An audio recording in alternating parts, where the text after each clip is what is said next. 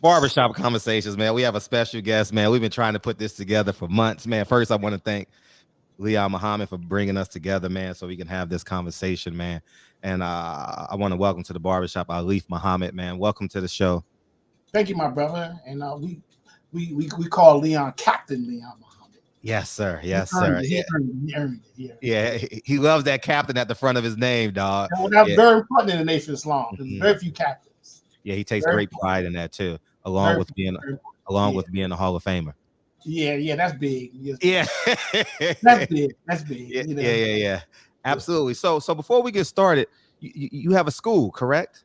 Yeah, about 30 years ago, I wanted to get back to the community. I was in the medical business, like personal injury, images, sending CAT scans, MRIs, and chiropractor. I owned all of them and making a lot of money. And I called myself giving back to the school.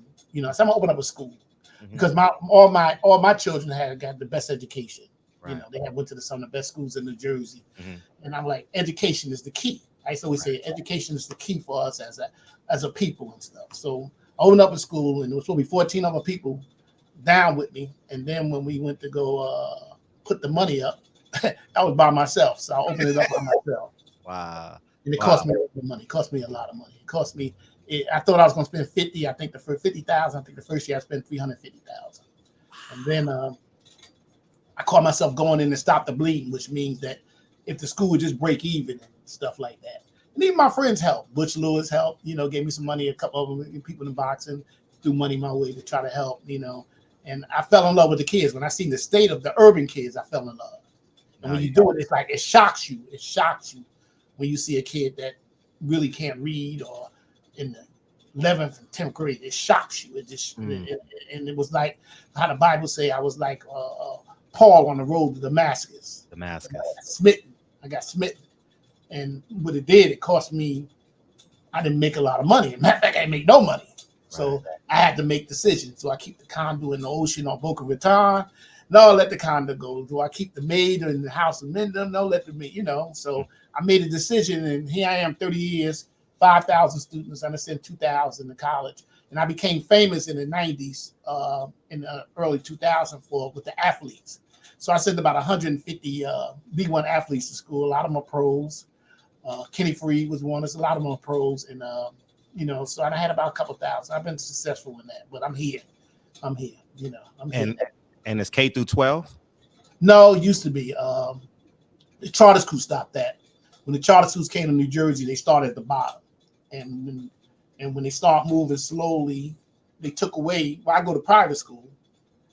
When you could go to charter school, that was a big school with great resources.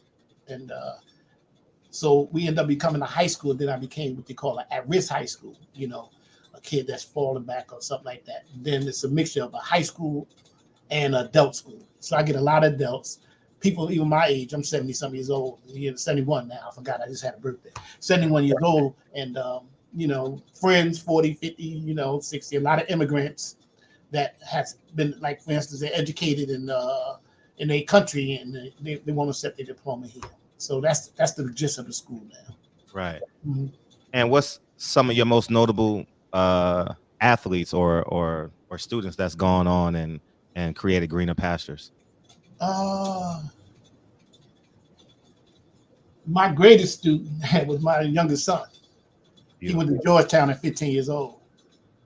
You know what I mean? So that was my greatest student, I believe. And it wasn't intentional. What happened, he got sick. And we were living in a Florida area called Mendham Township, New Jersey, which that's where Whitney Houston used to live.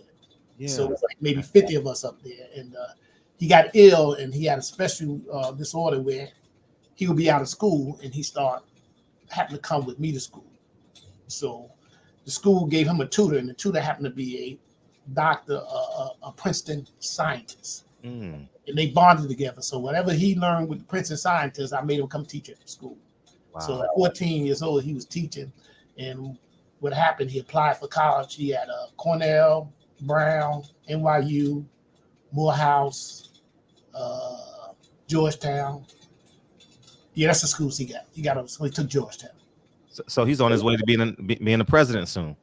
I think that boy getting money now. Yeah, that was my plan. My plan was go make a lot of money and be a politician. I said, Right. like Bloomberg, don't be a politician first. Go get some, like Bloomberg did it right. Go get that money. Then, right, but right. how they say they plan, but God is the best of planners. Right. All right, he's doing all right. He's good. He's a good young man. He's married. He's 34 years old. Leon loves him. Leon loves him and stuff. Yeah, that's beautiful. That's the MLK route. He went to college at 15 and went on to. Yeah. So Marie, Josh, Evans, football players. I had a lot of football players, basketball players. At one time, I had a team about 10 years ago. We become number 6 in the country in the prep. So we was playing prep. Now, there's a difference between high school and prep. Okay, tell us. You know that. Well, high school, you playing in your area. Prep, you playing the country. Yes. So I would be so you have back then a school called Brewster. Now Monteverdi, that's the big thing. That's the big thing. I remember Brewster Academy. Brewster Academy was a joint. Yeah. And, we snuck up on them. It was funny how we snuck up on them. The first year we played them, they were number 1 in the country. Mm-hmm.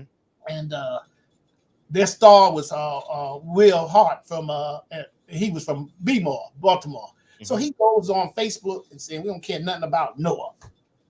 We from B-More, we don't care nothing about Newark and stuff. Talking. So my players seen it.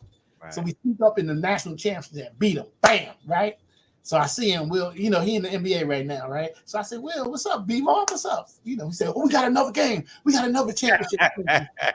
B-More, we want to let you know Newark is in the house, Yeah, now that's awesome. Will so Barton.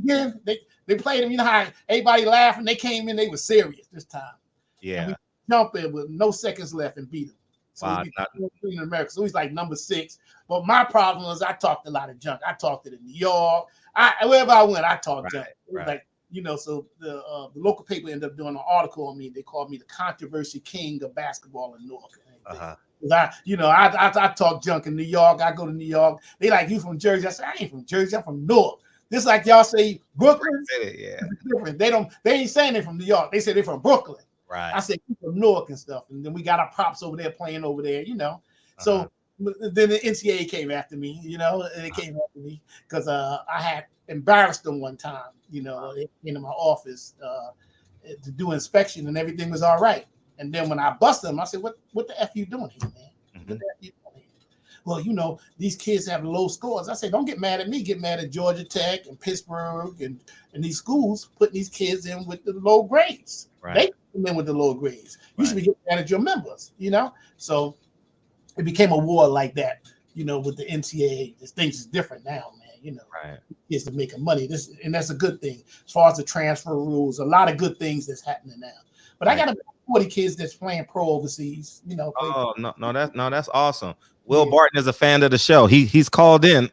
When I used to do lives, Will Barton used to call in and talk boxing on the show. Neo Prep Negro. No. Yeah. Hey, them jokers are high majors, 7 high majors. Yeah, man. He used to call in. He was tough.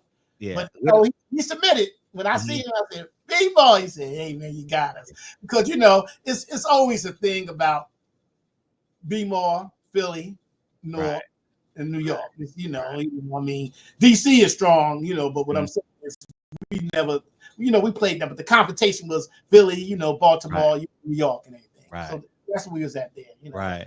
So, we done send about a couple thousand kids to school. Man. Good. Oh, no, that's beautiful. Officers, a lot of people in the armed services and stuff, So we did a good thing, I ain't making no millions of dollars like I was making before, because before I was rocking. I had homes and stuff. I had 2-hour Muslim. I had 2 wives. So I was rocking, man. I was rocking. So, I was glad to be here. I'm healthy. Man. Speaking of rocking, I know you're into politics, and you're. I heard that New Jersey might be going red, man. There's a report that New Jersey might be going. I think it's. I just think it's too many New Yorkers that live in. New Jersey for it to go red, but it's still the urban is the big. Yes, once if the story, like the mayor of Newark is running right for governor. So I always tell people, you go 5 miles east west, and you'll see that New Jersey's a white a white state. Mhm. It is a white state, Mhm. but the urban areas and around the urban areas is heavy Democratic. So Right. we'll never go red. We have governors, you know what I mean, I Christie got that. and them, but you know, it'll never go red because the Democrats, you know, just like in the Newark area, you got just in that area, you got almost 1.5, with including Jersey City and all that, you got about almost 2 million. But then you go down to Trenton and different places like that. So it'll never go. It'll never go. Right. It'll never go. How do you like Trump? Because I know you're big into boxing, and we're gonna get into Michael I was in Spinks. the boxing business. I was, and then I got, I respected him in the boxing business, but I didn't know he was playing with other people's money. Because I never forget Butch Lewis was telling me when they did the Tyson Spinks fight, right? He said, man, because I was like Butch right hand man. I was his no man, where everybody else was scared to say something because I didn't eat off his table. I had my own thing. I would say, no, man, that was dumb, nigga. You know what I mean? That's dumb, nigga, bro. You know. So I was there for that reason because you tell him, and he was like, man, this Trump guy, man, you know, you build his ego up, man, he give you what you want. Because they gave him like $13 million for the Spinks Tyson fight, which is unheard of back then. Because they see now, you know, you buy the live gate. Now everybody is actually doing everything to come to the house. So before it would be Trump he would buy the whole live gate. The gate was his. You know, the promoters didn't have. Now the promoters are back into the gate. But back then, I think Mayweather did that. But what I'm saying is changed it. And you know, we was big on him, and I was, you know, and I'm you know, and I'm here in Newark and in Atlantic City, and all you see was Trump on New York, Trump. And then The Apprentice came. I was big on him. My sister kept saying, you know, she's big in corporate. She said, he's a racist. I said, oh no, he ain't a racist. She said, no, he's a racist and he's faking. And then when he ran, I was like, oh, it's a good idea for business. And then I seen who he were. I said, whoa, this guy's a racist, man. You know what I mean? This guy's really, really a racist, man. Some deep down fetid. But I tell people two things that expose white people. O.J. Simpson, when he was vindicated, and Barack Obama. I seen some of the most liberal white people. Oh, OJ guilty. Did you ever watch the trial? No, I know, but he guilty. Obama, he gonna be only a one-term president. You know, that brought the white people back out to, hey, we could be who we want. You know, and it's crazy and stuff like that. Crazy. Right. I'm excited about the sister. I'm excited about that, man. I know. I saw your Instagram. You think she's gonna knock him out? I like strong women, man. My mama was a strong woman. My mama owned a restaurant in 1953. And she wasn't scared of nobody. Right. You know what I mean? You know, that's she wasn't scared of nobody. You know, so I come from a strong woman. I appreciate strong. I have been married to some strong women. I appreciate that, man. I love Michelle Obama. I like that. That turned me on and stuff. Like that. You know what I mean? You know, some men like, oh man, you don't want no strong woman to tell. When you got a good mate that can really be a mate, that's strong, man. That can bring something to the table. You know, so I'm big on it. Yeah. Take us behind the veil. You mentioned Butch Lewis. How did y'all meet? And how we met? Well, he was the guy who was around. What happened was, back in the 70s, we used to all go up to Ali's camp up when he was in Deer Lake. You know, he was. Yep. And so a lot of my friends, Herbert Muhammad, promoter, Muhammad Akbar, that was Bob Aaron with ESPN. That was Bob Aaron's guy. That's who actually ran ESPN for him. And Baha Muhammad that had Eddie Mustafa Muhammad and all these different guys. Plus one of our guys had Saad Muhammad. So we all was in the business. I used to sell clothes out the trunk of my car. I made a living doing it. I made a good living. And I would go up to the camp, and the champ would say, whatever you got, wherever everybody else don't take, I'm taking. You know, that's how he was and stuff, you know. And I would sell to the people up there and everything, you know, and so that's how I got around the boxing, and all my friends became Saad Muhammad, Eddie Mustafa. We all hung out together and all. So what happened, Butch was their nemesis. Because first Butch was with Joe Frazier. That's why Butch got his thing. He was a used car salesman. He sold some cars, and he started being with Joe. You know, he used to be with Joe. They called him Little Butch. If Joe wore a red suit, Butch wore a red suit, you know. So what happened to Butch? He said after about a year, he sat there and like, man, he said, I'm sitting in the corner being quiet. I said, shit, I could do this stuff. So what happened? Joe didn't give him a shot. Ali gave him a shot. Muhammad Ali gave him the shot to say you can promote him. And then Herbert took him to a number. That's how he did. You know, he said for 10 days he had to sit in a motel, and he would come to Chicago to Herbert's house, and he said, I got the deal. And he said, what you got? He said, hey, get out of here. And they would throw him out. They would actually throw him out. You know, he like, they would physically, Captain Yusuf Shaw and them, they was there, throw him out. Get out of here. Don't come back, get you better. So finally, he came with a price, and Herbert said, okay, we do the deal. So now he like, well, what do I do? He said, well, go to Don King and see if Don King can promote with you. So he go to Don King, and Don said, yeah, I give you 25 grand. So he said, man, I just got thrown out of the house 10 times, and I'm going to give you 25 grand. So at this time, he said, well, go to Bob Aaron. Now, at this time, Bob Aaron was not with Ali no more. So he goes to Bob Aaron, and Bob Aaron said, I ain't going to give you 25,000. I'm going to make you vice executive of my business. And he became in Top Rank. So that's how Butch Lewis and Top Rank came together. And they were doing the fights. And then Butch, because Ali liked him, Aaron came back in big now. Aaron came back in. DK was out. But at the time, DK was building Larry and all the other people and stuff. But DK was out and everything. And Butch worked with him, and he signed the Spinks brothers and everything. He took Leon to the championship when Ali and everybody like, how I got only fighting 7 fights and he gonna fight? Butch was good in being around the gym and understanding that Ali was shot, which you mean not shot, but I mean he wasn't Ali no more. He couldn't back up no more.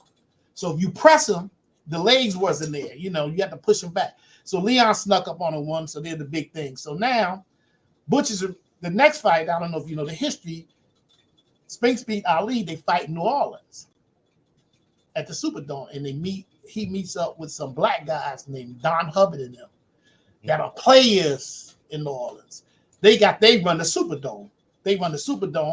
They were civil rights guys and everything. I think Don Hubbard, that was his station wagon that the Cheneys and them got killed in, and all that. And Don Hubbard, they provided everything but water, gas, and electric to the Superdome. So they big, so they want to put the fight on. Butch is always black orientated. So now Butch is with them. Aaron picks up that Butch is now going to leave him and go with them. And then what Aaron did was put the feds on him. At the end of the fight, Aaron called, it was a federal investigation. They said that they had made more tickets. The place only supposed to hold 80, but it was 90,000 and stuff like that, So Aaron put the feds on and froze the money and everything. And that ended their relationship with Aaron. And then at that point, that's when he went out and he signed Greg Page. And then the other fighters and Leon. I mean, not Leon. Leon was gone. And he built himself up back out. He had a lot of fighters and stuff. He had Bernard Hopkins. Mm-hmm. Yeah. But Butch was Philadelphia arrogant. If you ever know something, the Philadelphia's the most arrogant guys in the world. I mean, Norca's an arrogant one. Philadelphia's the most arrogant. And Philly was arrogant. And Butch had Riddick Bowe. People don't know that. He had Riddick Bowe, was an amateur. He had Bernard Hopkins. And what happened, Butch was, if it wasn't his way, and I wasn't around then, to say, man, it ain't got to be your way all the time, He blew it. So what did Riddick Bowe make? $200 million? Because if you look at Riddick Bowe's team, Rock Newman and them, they work for Butch. Rock took Butch's team, but Rock begged Butch to take Bowe, but Bowe reminded him of Greg Page because Don King stole Greg Page was his number 1 contender. So Butch was all paranoid. Rock ended up going making $200 million. And then with Bernard, he was mad at Bernard, which is a true story. Bernard fought Roy Jones and got a couple $1 million, but they don't see Butch come from the school with Don King and them and everything. And Aaron, they don't pay the fighter, they pay the promoter. Then the promoter pay the fighter. So I think they gave Butch like $1.5 million or $2 million, and that's the one that Bernard lost. So Bernard gives him 150. He gives Bernard 150. So Bernard said, "How I get 150? I heard you got millions of dollars." He said, "Yeah, with all the years I built you, and it cost me this amount of money. You fought 20 fights, and those fights, when you build a fighter, the way you build them, you got your fighter, but you pay for your opponent too. You pay for your opponent. That's what Leon became great in, being able to get the opponent. So if you pay, you got to pay your fighter and you pay your opponent. and you just put them on a card and you're building. So Bernard had to be built. Greg Page had to be built. Before they get on TV and make money, somebody got to pay the money, So it's the investment and stuff. So what happened was he took the money, and Bernard went ballistic because Bernard was from the street, and it got real crazy, man. It got so crazy that while they were still together, Bernard sent me a message, and because everybody knew that Butch's strength was Newark, me. The Muslims in Newark was with Butch, and Bernard sent me a message and asked me, as a Muslim, could I stay out of it? And I called Butch up. I said, "Yo, man, somebody just threatened me. Is it worth it? Because them Negroes in Philly kill babies and stuff. You know what I mean? Yeah. So I mean, is it worth it and stuff? Nah, man, I got it. I said, you sure, bro? Because I'm ready to go to Boca Raton and my condo and stuff. But I ain't gonna let nobody hurt you. But it's got to be strong. They just came all the way, sent somebody here to ask me to back up as a Muslim. And what happened was Bernard did step to him, And it was funny. The first time he stepped to him, I happened to just walk out the door. I was at a fight when he was fighting the guy from Newark, the fireman. And I was on one elevator, and they came up the elevator, and him and Bernard was saying something. It's funny because I just went down the elevator. Wow. So it would have been something. But Bernard, they set up a meeting. He said, man, Bernard had a corner in, man. He said he said he was scared to death and stuff. But he said he was so scared he got out the car. He said, like, 3 car loops. They had him locked in and stuff. So what happened, the brother that is strong in Philly, because Butch had another brother when he came free that was strong on the streets too in Philly. So he wasn't saying this is not Alif thing. Butch is with me, Philly. You ain't got to go to Newark. I'm going to handle it. So almost became a war down there. Wow. And they had to go to the jail to meet with the guy, what's his name? The big gangster. I forgot his name. Bumpy, was that with Bumpy and all them. The big, Leon. Lucas? Huh? Frank Lucas? No. I'm talking about Philly. Philadelphia. The Muslim brother. He just died a couple years ago. He was the man. But he goes back with Bumpy and them. I forgot his name. I think of his name again. He's big. He was the one that actually was the so-called Black Mafia. He was in charge and stuff. So he's in jail and they settled it and everything. And I think Bernard, whatever he owed Bernard 50 grand, they settled it out and everything, But look, Bernard ended up making $50-60 million. Right. He would have worked differently with Bernard, but he had that Philly arrogance, and Bernard had that Philly arrogance. So that's how I got with Butch and everything. And then that's how I met Leon.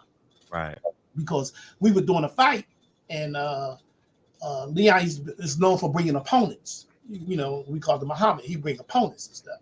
And I was walking with my guy, and we were bringing Michael off of Atlantic City, and Leon jumped in the line to help, and one of my security guys went to pull his yank out because he didn't know who Leon was, and he pointed the gun at Leon. And I grabbed, and I said, "No, that's Muhammad. He with us." And Leon went ballistic. "You nigga, you trying to kill me, nigga?" I had to calm him down, man. I said, "Yeah, nigga, I saved your damn life, boy." But he pulled that yank. He jumped in. He dropped that yank on him. Bam. You know what I mean? Right. So that I knew Leon from Butch. That's why I learned Leon from and stuff. And then all of a sudden in '95, he just came out of North Penn Station and said, "Where Alif Muhammad at? Where Alif?" Just walking up and down the street, and they pointed him. And I inherited his ass ever since that and stuff. I inherited him and stuff. But he's a resourceful dude and stuff like that, Yeah, very resourceful. Yeah, he's a resourceful dude and stuff. He's resourceful. But that's just then how we're butchering and like that. We got in the boxes. It all tended from Ali. And it just came up from Ali. What was your relationship like with Muhammad Ali? Little brother. When he used to come to the fights when Butch and Don was doing the fights together, the duel for when he fought Larry Holmes and everything, and they had a partnership, the Dynamic Duel, and we would be there. And Ali would come to Vegas. I think Don would give him 10 grand or 20 grand to come, and he would come. And the first person he come looking for is me, and you crazy how crazy Champ was. I'm sitting there eating soup one day in the restaurant. So all of a sudden somebody walked back and put their hands on my nails and said, "Who is it, nigga?" So I said, "Huh? Nigga, who is it?" I said, "Champ, it's you." He said, "How you know it's me?" So he said, "What you eating?" I said, "Soup." He said, "Give me that spoon." He said, you need to get him some more. And he sit down and take my spoon. Then the next day, I'm walking on the elevator. I'm pushing the elevator, right? You know how you push the elevator, you look away. And all of a sudden, I turn around and bam, somebody punched in my face. And it was Ali talking about, Assalamu alaikum. Where you going? I said, damn, champ.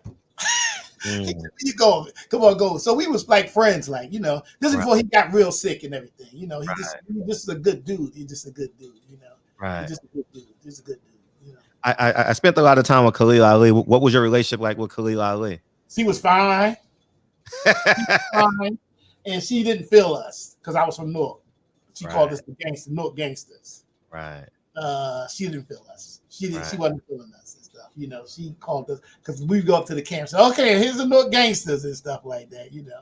But she was fine back then. Oh man, 72, 73, man, she was gorgeous. She was fine and stuff. But she's a good woman. I mean, she respected us. Yeah. She didn't go against the champ and stuff like that. But here come the Newark gangsters and stuff like that. Right. You know, that was her saying that, you know, man, what a beautiful woman and stuff. Mm-hmm. But champ had every woman that in the world, you know.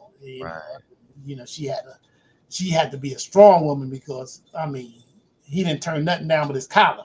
Right. You know, I mean, he was out there, man. You know, she had to really look the other way and stuff.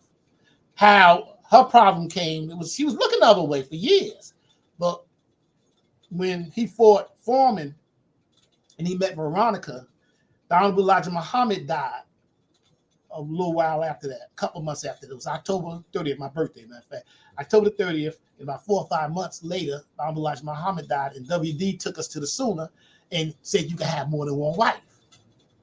So he came out the closet with Veronica, and she knew it because he told her, I'm going to take another wife. Because a lot of brothers were saying, oh, I'm taking another wife. Oh, you know, when the Honorable Elijah Muhammad died and WD took it to the, you know, everybody, I'm getting another wife. Now, most of us had, like me, all of us, we had, you know, I was married at 18 years old. You know, we had our mistresses and stuff like that. We now we could do it legally, and that's what created the problem, is that it became public to her because she was looking the other way a whole lot because Champ was Champ was off the hook.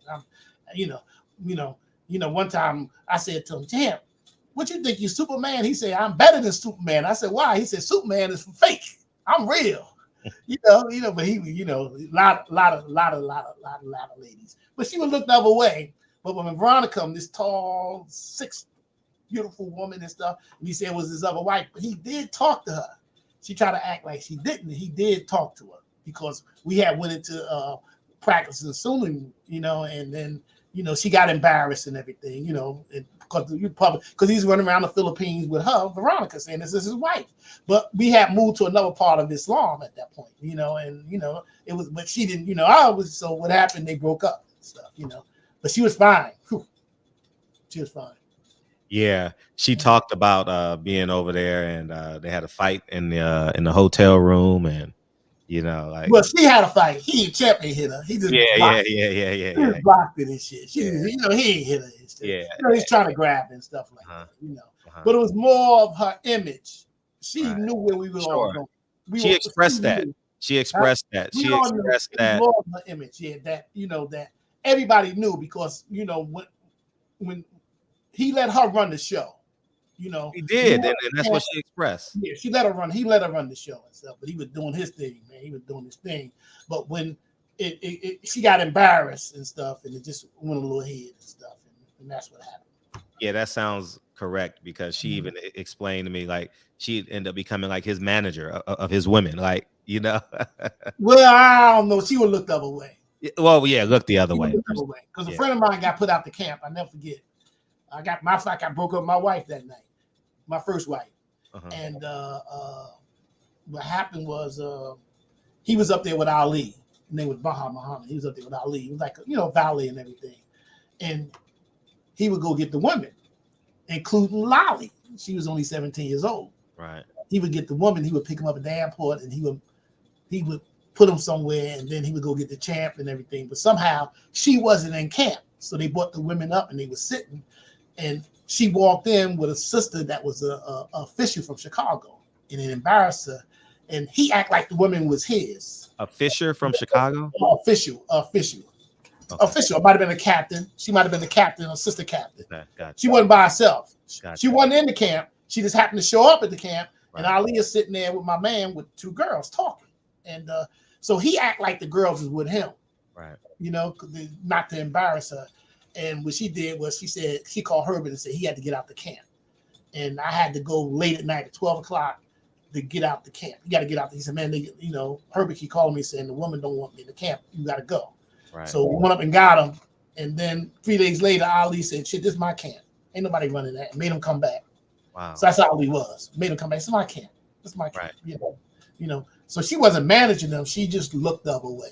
Right. And he was off the hook. Yeah.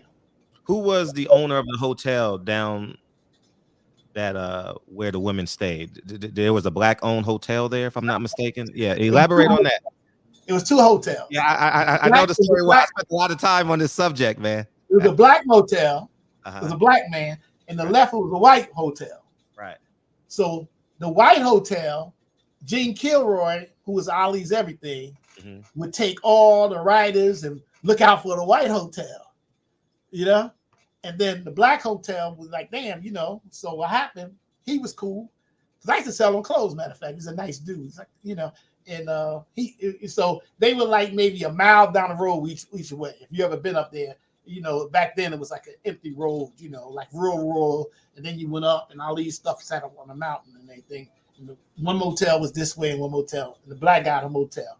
And, you know, that's how Lolly, because remember Lolly, his wife, she used to live across the street. He used to babysit her.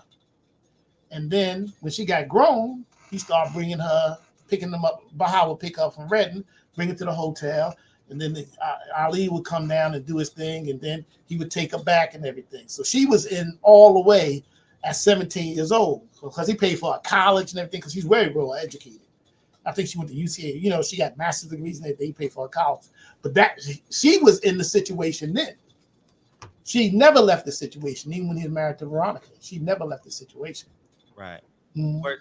Was there also situations where parents would allow their underage daughters to go to the camp at all? No.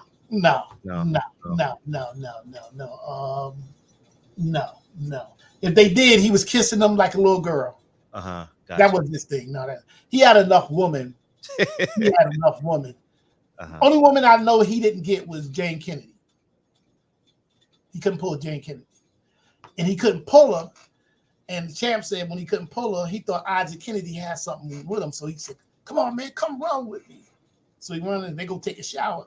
Champ looking at him and say, "What the hell this nigga got, man? He got that fine ass woman and stuff." But Lola Falana and all the rest, all of them, Phyllis George, all of them. Lola was probably the most beautiful woman in the world. Oh man, yeah, all of them. But you know, Champ, the Champ was a bad man and stuff like that, you know. But no. Is it true that since we're in that stream of conscious, was Farrakhan jealous and wanted Lola as well? I didn't see that. Khan wasn't up to the Farrakhan wasn't up a lot of time at the camp. His kids were. He would send his kids up and stuff like that. See, in the Nation of Islam, everybody wasn't cool with everybody. See, you got to understand that. You got to understand that Herbert was the manager. And Herbert wasn't feeling Farrakhan. You know what I mean? He was all right. He wasn't feeling Farrakhan, just like he wasn't feeling Malcolm. So, it's different. It's different guys like different guys. Like my minister was a no nonsense guy. James Shabazz. He was a no nonsense. So he didn't like Farrakhan or Malcolm. He didn't like Farrakhan either. You know what I mean? He didn't like Farrakhan either. Because when he got killed, Farrakhan tried to slide over and take over Noor, and Butch Muhammad wouldn't let him.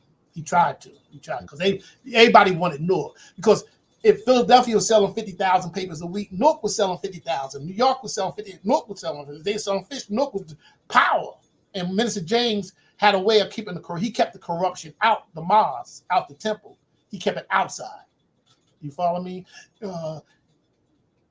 If you was corrupt, you had to stay on the outside. Except for maybe one person, Mustafa Bradley was allowed to come in and out. That everybody knew what he was doing, and that was Minister James' guy. that he was allowed to come in and out. But no, Ali was cool, all of them, but his teacher was, you know, Elijah Muhammad and Herbert. And he was cool with Yusuf Shaw. He loved Yusuf Shaw. Right. Loved Yusuf Shaw. So Farrakhan wasn't no. That wasn't his guy. No. Okay. Let's just go down the lines. You mentioned Herbert a lot. Tell us who Herbert Muhammad is in terms of his characteristics and personality. And he was one of the Herbert Muhammad is Elijah Muhammad's son, who is middle son. Malcolm X, Muhammad Ali's manager. He became the manager. Right. Herbert Muhammad was the business side. What Elijah Muhammad did, he took his sons in different places. Right. Elijah Muhammad was the captain. Nathaniel and the other ones, they were ministers. The youngest one, Akbar, was an Arabic. He sent him over to Al-Azhar to Egypt and go to school. Right. WD was going to be the one they said that was supposed to fall behind him. Become behind him. So Herbert was the business one aspect of it. He was running the business aspect. And then when Ali became the champ, he went to Elijah Muhammad and he said that he wanted him to manage him. And Elijah Muhammad said, no, I can't do that, but take Herbert. Herbert's going to be your manager. And when Lamb says something, we call him the Lamb. When he says something, we hear and obeyed. No problem. So Herbert's job was to protect Ali. He was Herbert's job. But at the time when he got in, remember the Louisville guys were still there. So he couldn't manage him. He couldn't manage him. And then Aaron told you the story, how they figured out another way they became the promoters. Right. Because remember, he still had the Louisville guys in there getting 50%. Nothing to do about that. But the story was, and I used to be in the concert business. I used to do Lincoln Center, Miles Davis and all that. And there was a great promoter that had Louis Armstrong and all them. His name was Oscar Cohen and all that. He had Ray Charles, he had all of them. And this guy, he worked for Joe Glassner. And if you ever look up Joe Glassner, he ran Sarah Vaughan. He was the biggest black. Avid worked for him, the guy that they call the Godfather, that just died. The big. He worked for Glassner. All them. And and they went. The mob came to the office and said that Ali had to be with them, and they threatened her. And they said, if you don't come with us. And this is a true story. And somebody was in there. Oscar was there. He said, if you don't come with us, we break knees. So Herbert Muhammad said, my father said, y'all got knees too. So he said that's when he ever seen nobody back the mob up, because the Muslims were strong in jail. So, that backed the mob up. That backed the mob up. So that's why they never got into the mob situation, because Herbert told him, my father said we break knees too. And it was funny because even when I was in the business and I had became pretty big in the business, Oscar used to always tell the other Jews over there, don't play with him. He a Muslim.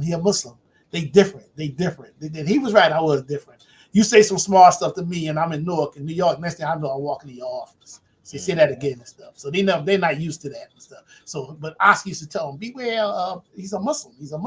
So he's a little different. You can't get tight with the Muslims and stuff. But that was a story where, so Herbert became the manager. And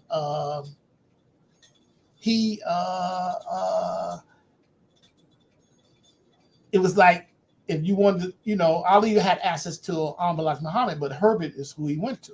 So Herbert became his financial leader and his spiritual leader, and his spiritual leader, financial leader. Was John Ali a part of that as well? Was John Ali and Herbert Muhammad working side by side in unison? Yeah, because I think Aaron's on your show and he told you how it went. Yeah. What happened was John Ali was the national secretary. When I came in was Rasul, and he had did something. I guess he had fornicated or something. He went and told us, happened to the best of us, brother. You know what I mean? So somehow he confessed and stuff. So Elijah Muhammad sat him down. So they brought him in as the Herbert couldn't be the actual with Aaron, but he was there as the figurehead and everything. So while they was the Louisville guys were still in, that's when they did the promotion, but I think they only did 2 fights and Ali ended up going to jail. But what I'm saying to you, that was the concept. That's how Herbert said, okay, we can control the situation. Suspended, not jail. Huh? Suspended, not jail. Yeah, suspended. Yes. Yeah. So that's how Herbert came in. And Herbert was he had the nation's lawn back him up, so he was fearless. And he was a good guy. I mean, before he died, he used to call the same guy, Baha. He used to call my school, and he would say, "Put me on the phone." And he would say, "Little brother, how you doing? I like what you're doing, little brother. You keep doing that.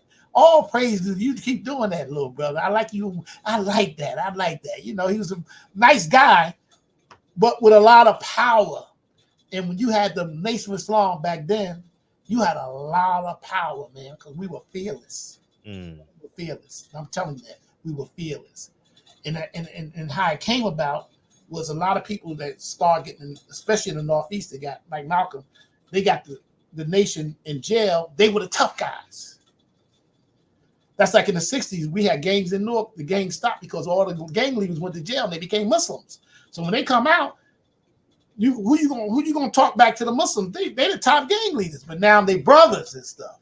So that's a hell of a mix, So that happened all over the country where the jails, where everybody was coming out of jail. Like me, I've never been to jail, but all the people coming out of jail, they were the tough guys and they were fearless. They were fearless, man. And we loved Elijah Muhammad that much.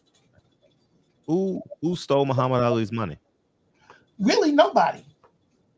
Khalil Ali said everybody stole. Everyone stole. Whether it was Herbert, Bob Arum, John Ali.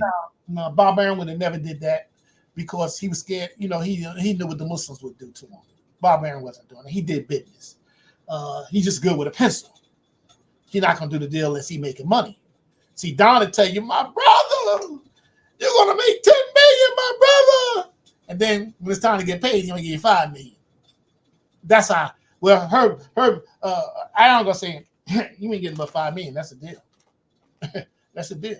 So now, Ali gave his money away. One time I was with him. Never forget in New York. And we was walking down the street. So you spent plenty of time with Muhammad Ali. Who? Plenty of time with Muhammad Ali. Countless. Yeah. But when you be around him, you see how he is. Right. Like I'm selling clothes. I'm 19 years old. I'm married. I'm a little brother. He like, give me all that. It didn't fit. Don't worry about it. Give it to me. Right. He's my little brother. He's selling clothes. You know what I mean? That's it. So you didn't have to steal it. He gave it away. So we walking down the street, and the guy walks up and said, "Champ, I need some money." He like, okay. So he ain't got no money on him. So he tell everybody, what you got in your pocket? He said, 200. Get that to him.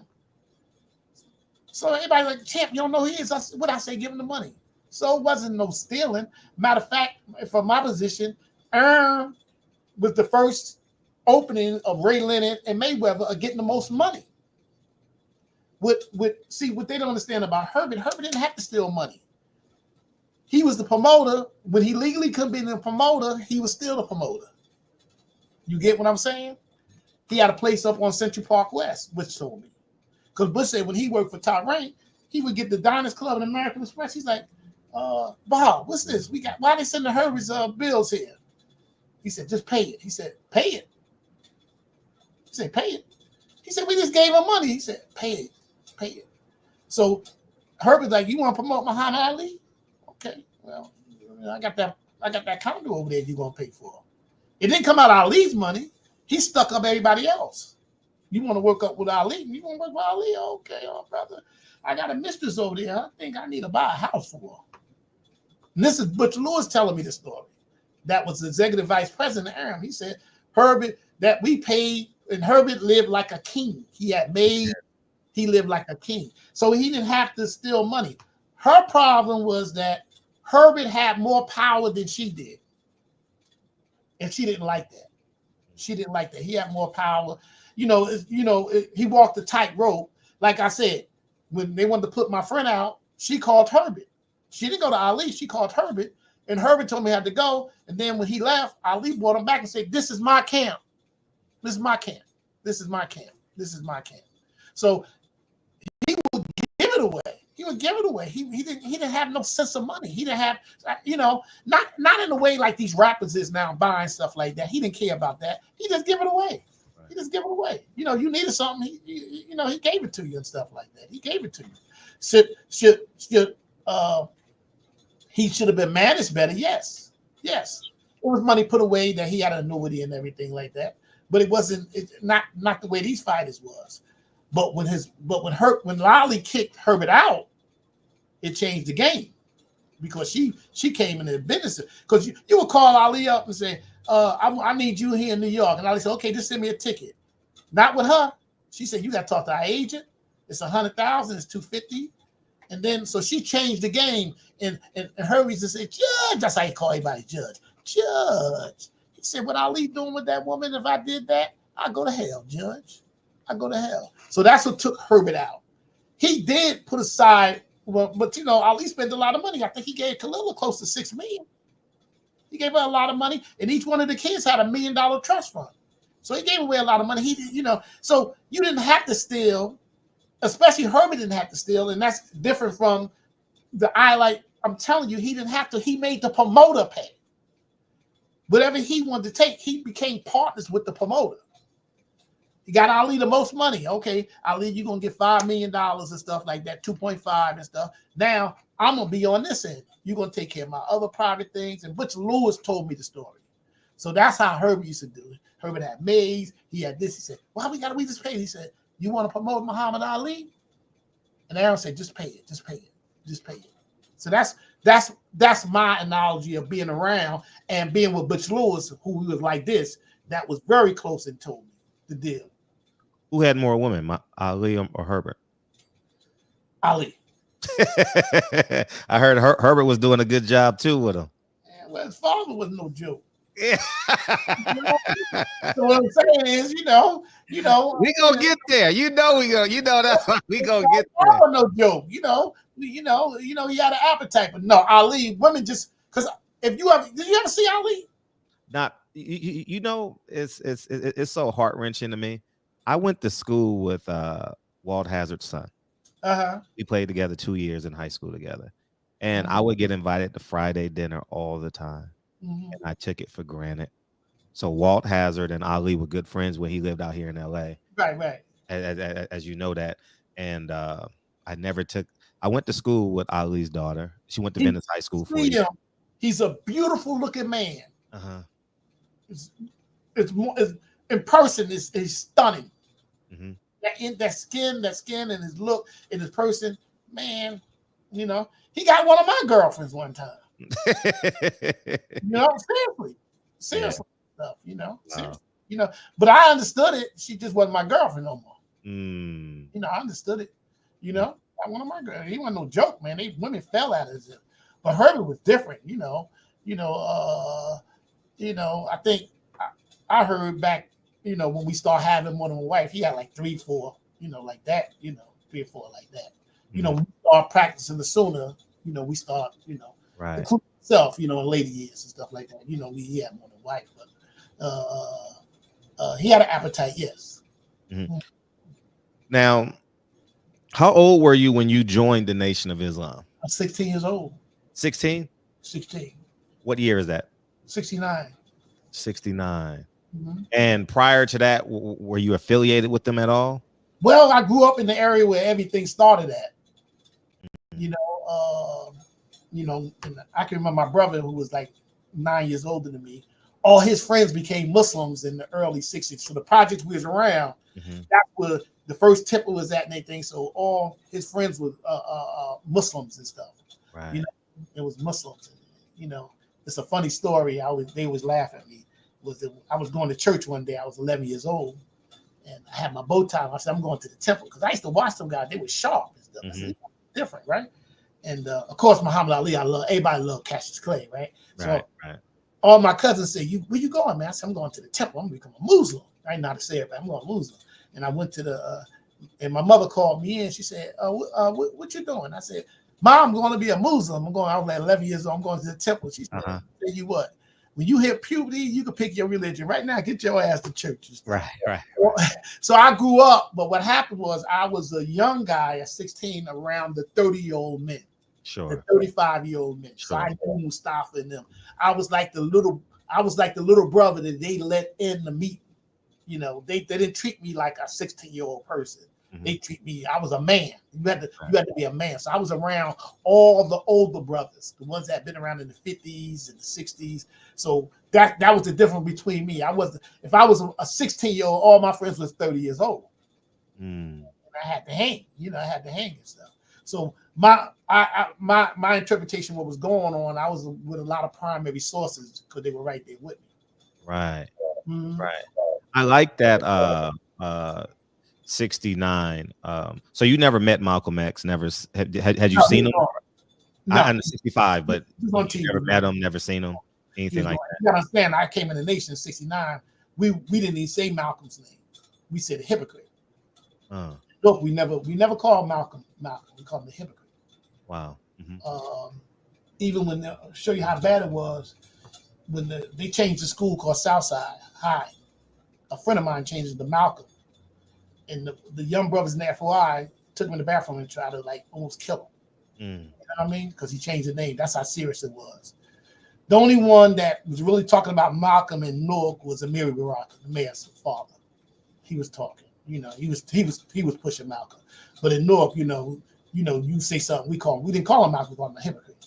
You know, that's how much we love Butch Muhammad. Because our minister taught us, like, keep your eye, and I can see him saying it, brothers, keep your eye on the most honorable Elijah Muhammad.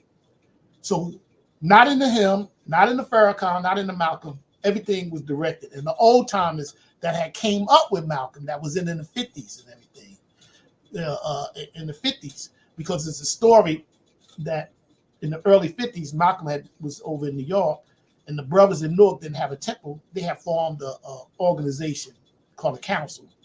And Malcolm heard about it. And Malcolm came over and stuff, and they meet and said, y'all can't do this. You can't do this. And they told Malcolm, go get the F out of there.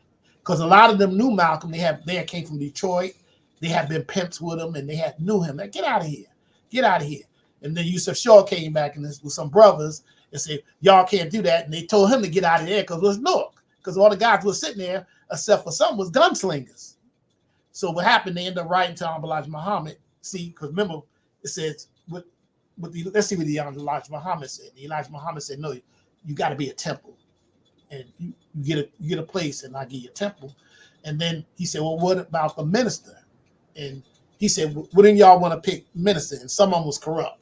So they didn't want to be the minister, or they didn't want to give their bad habits. So the brother wrote back and said, what do I do? He said, I'm going to send you somebody. And it was James Shabazz.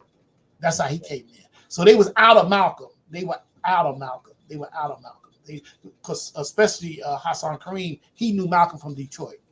So, and we were taught from the mosque and from the streets, because there's a difference. You had the brothers in the temple, and you had the brothers out the temple. And the brothers out the everybody, Elijah say, what Elijah say? They talk, nigga, what Elijah say, nigga? You know, what Elijah say? Did Elijah say that, nigga? You know what I mean? You know. So we wasn't into Malcolm, we wasn't even into James. We were strictly into Elijah Muhammad. You know? And what did you learn hanging out with Mustafa, probably Murad Muhammad, and all those guys? Well, Murad was he's a little bit. Yes, a little. Yes. Yeah, he was older than me. He was just his brother, and then was the. So Yusuf Shaw, James Shabazz. Right. What's some of the things that rings a bell today? What do you mean? What did I learn? I learned like you said you was a young man hanging out. Right, what did you mean? Did I learn how to be a man, or did I hear what they were talking about? I think we'll be more interested in what they were talking about. You know, whatever Elijah said. Right. You know, but they had two sides of them. Right. They had a corruption, which Minister James tried to keep out the mosque. And then when you went to the mosque, it's what Elijah said. It's what Elijah said. So, you know, like Detroit had a thing about Farad Muhammad, you know, and you know about what Farad said. No, everything was Elijah. hear and obey with it. We loved Elijah. Right. And we loved him so much. That scene that Denzel meets Elijah Muhammad. And I asked Denzel, I said, when he did that scene, because him and Butch Lewis is very close. And I said, you know that scene when you met the Elijah Muhammad the first time you came out of jail and you started crying? That's how much we loved him. You know what I'm saying? That's how much we loved him, that, you know, we reverence him. So I was taught to reverence the Honorable Elijah Muhammad. And if you was in my high school and you talked some junk about Elijah Muhammad, we come get you out the classroom and beat your ass. You know, when you was on the street, you said something about Elijah, you're gonna get it. You're gonna get it. So we loved Elijah Muhammad, and that's what they put into me. That Elijah, not somebody else, Elijah. You know? Who was James Shabazz outside the mosque? We mean outside the mosque. Outside the temple, excuse me. Thank you. Who was he? Yes, you said there was a James Shabazz in the temple. No, it's the same James Shabazz one. No James Shabazz. You know, he's strictly because when Elijah Muhammad sent them, that council of guys wasn't happy with him. Right. You know, to the day his assassination had a lot to do with the unhappiness of those guys. They never was happy with him because James was no joke man. You know, he was just a very serious man. When I say a very serious man, and he kept the corruption out. So, and he was a serious man. Yeah. Now, did he benefit from the nation? Yes, he sure did. He had 13 kids, that big house. He had his Cadillac. He had the restaurant. You couldn't bring a bean pie in Newark unless it was the Shabazz bean pie. He made money, but he loved it. He pointed everybody to Elijah. So we didn't worship him, and the streets definitely didn't worship him. So concurrently, everybody agreed about the hypocrite. Right. That's what. Right. The hypocrite. Everybody agreed. Both sides agreed on that. Right. Because the brothers that went with him, they were basically in the mobs. And it was funny. The one guy, Benjamin, you would have never thought that he was if you met him, you were like, damn, that brother was there. You would look at him like, damn, he's like a little school teacher. You know? So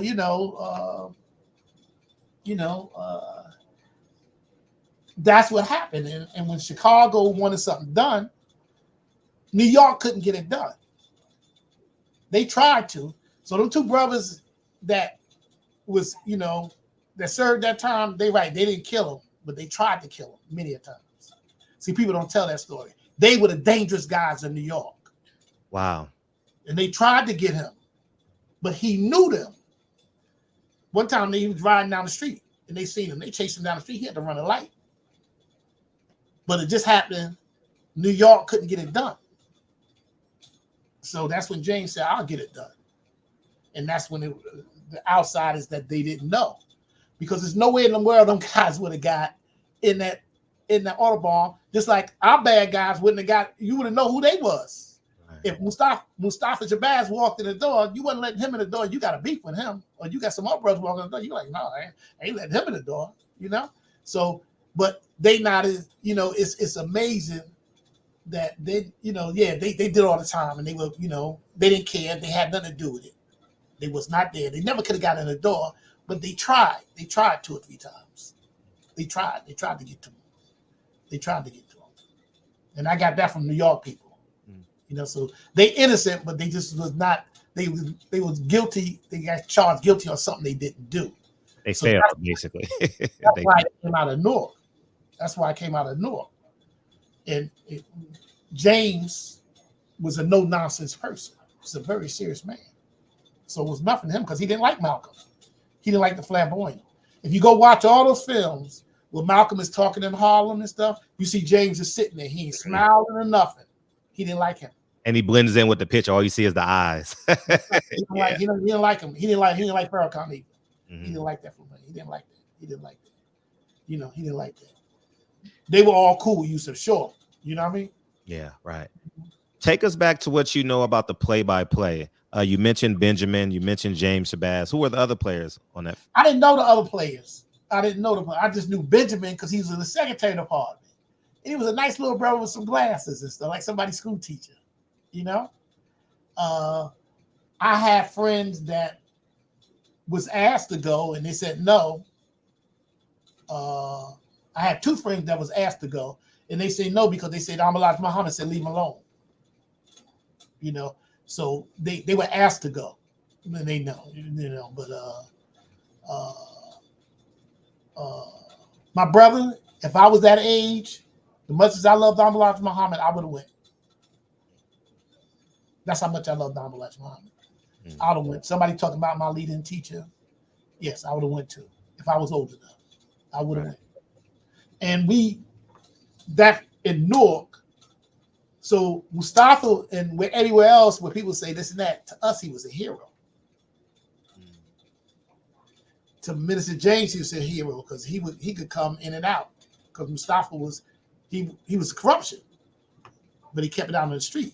But you know, he was allowed to come in and out because Minister James, because it was a situation when he had first came in, it was some guys that was trying to get in, he was on post in Chicago, and some three guys that was against Alif Muhammad, and they tried to get in the temple, and he was on post.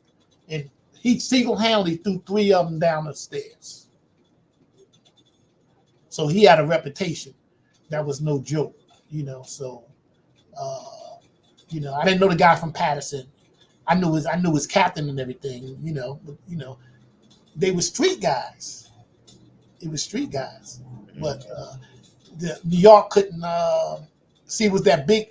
The friends that I grew up, they said it was a meeting, and the meeting was in New York. It was an FOI meeting, and Junior came in, Elijah Junior. Right. And he told them, and I had friends who was there, like 5 or 6 of them there. They told them they were a bunch of punks and cowards that they allowed this nigga talk about my father. You know, he said, y'all a bunch of punks. You know, he chastised them. You know, they told me he jumped on them. They jumped on him and stuff like that. And after that meeting, it was on. It was on. But those guys, you know, they were innocent, but they were the bad guys. You know, when I see the thing, I smile and I say, man, they were the bad dudes. Now, you know, they just couldn't get to him. They tried to. They said he chased him down the street to see them, man. You know how you see somebody, hey, he's right there. They chased him down the street, man. He had to run a light. You know? Did you know Thomas Hagen? No, he would have been from Patterson. He was the only one that got caught. Yeah, he was the only one that got caught. He was the only one that got caught. He wasn't a Norca. He wasn't a Norca, you know. He wasn't a Norca. So, you know, I mean, and at that time, Patterson didn't have a big temple. It was always an annex of Newark, you know. You know, I knew some of the guys that came from there, but they wasn't on that scene. That was some real tough guys that, you know, came from Patterson. I knew some of the Patterson guys that were some tough. They used to be with Hurricane Carter in them. That was right, her. Yeah, they were tough guys, but they were, you know. So they just probably they picked who they want. But the Benjamin is the one that surprised me. Because I can still see him standing there behind them, you know, because when you come in the temple, you got to pay your obligation stuff. You would better, hey, bro, little glasses and stuff. You know, you would never think he would do work, but that's some of the greatest workers is the ones you least suspect. Absolutely. Even the mob guys, you be like, damn, that guy's a hitman and stuff.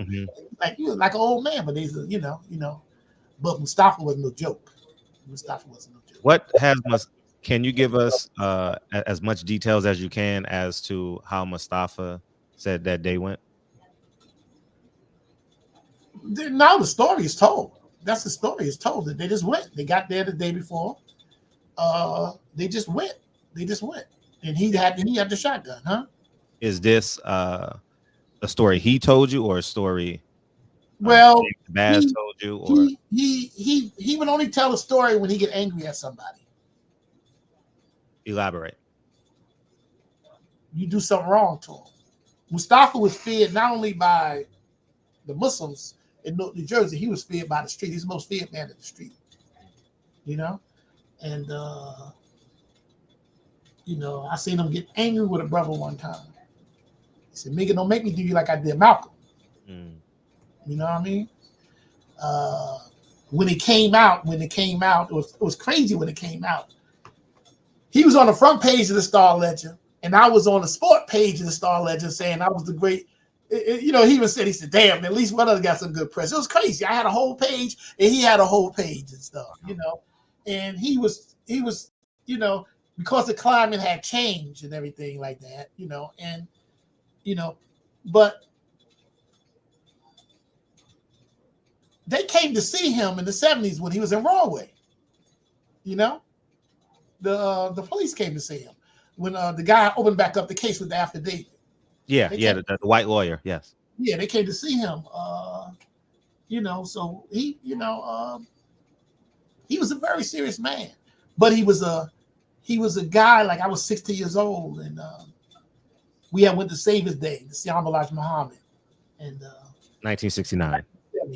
70. Yes, 1970. And I went to see him, and we used to go on student fairs. It was like round trip was $80. You see a student, which we were. I was only 16 years old, and we got to we was leaving, and they said that y'all probably can't get on the plane because the plane is overbooked. So the student fairs, y'all gotta wait. And it was like 5 of us. We're like, man, you know, first time we 16 years old, man. We in Chicago by ourselves and stuff, man. And here come Mustafa walking in. Big, well, Persian wearing coat, big coat, hat like that, big diamond rings like that, because he's a big man, big diamond rings. So we went to Mustafa. He said, man, they ain't gonna let us on the plane. I never forget. He said, don't worry about it. Mustafa, Nasir Shabazz is here. He went in his pocket, he pulled out, I got money. Like this. He said, I got money. Don't worry about it. I got y'all. Just happened they let us on the plane. And then I worked for him. I was 17. I ran the steak and tape. And one of the other owners had, I was in high school, and I ran it, and he had made me angry, and I quit. So Mustafa pulled up, and he drove an Imperial back then. Even though he had Eldorado, he liked to drive the Imperial, because in Chicago they was big on the Imperials. And he pulled up in his parents said, get in the car. He said, I tell you, I appreciate you. He said, so what I'm gonna do is you go on back to work, and I'm gonna give you $125 a week. I said, $125 a week? That was a lot of money. I was only making 70, man. $125. Back then, rent was number $80, $90. $125. He said, yeah. When I open up the store, you go on back. So he was the kind of guy. And then when I got older, it became more of a respect situation. He respected me. I could say things to him that nobody else could say. Like, you bugging and shit. What the hell you doing? You know, why are you doing that? Why are you scaring these people? You know, stop that. You know, so I had got to the point where I could say what I want to say to him, and he respected it. You know, he respected it. But a lot of people was afraid of him. I wasn't. I don't know why, but you know, a lot of people was afraid because he wasn't just a gunman. He was physically strong. He was physically. Yeah, you can see that in his old age. He was a very burly man. He's no joke. But he was feared. He was feared. He was feared in Newark. He was feared. He was feared. He was feared.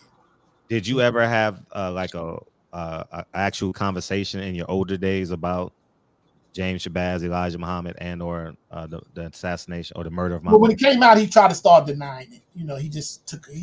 When it came out, he was. I remember one time I had seen him at a janaza, right, and he was like, "Damn," and I said, "What's the matter, bro?" He said, "Man, niggas talking about I killed him. You know, they putting all that stuff out there and stuff." So people were starting to stay away from him. So I'm like, yeah, man, but they feel that way. We don't feel that way. You know, yeah, you know, this is a different time. We don't feel that way. And I remember he came down to my office and stuff. And he would come down to the office and sit with me a lot and stuff. And he came down, he like, oh, the brother, I don't know why he put my name in that. You know, he started trying to deny it. And I was like, man, let's only talk about it, bro. He was trying to, because he was trying to deny it. He wasn't saying I was the one, but it was obvious. I mean, you seen him walk away from the deal. Is that him, you think? That is him. ain't him. 100%, that's him. 1,000%. With the trench coat on, 100%. With the coat on, yeah. What do you think he was grabbing, trying to attempt to grab from He said he was trying to protect them. When he got shot, they were beating up on him.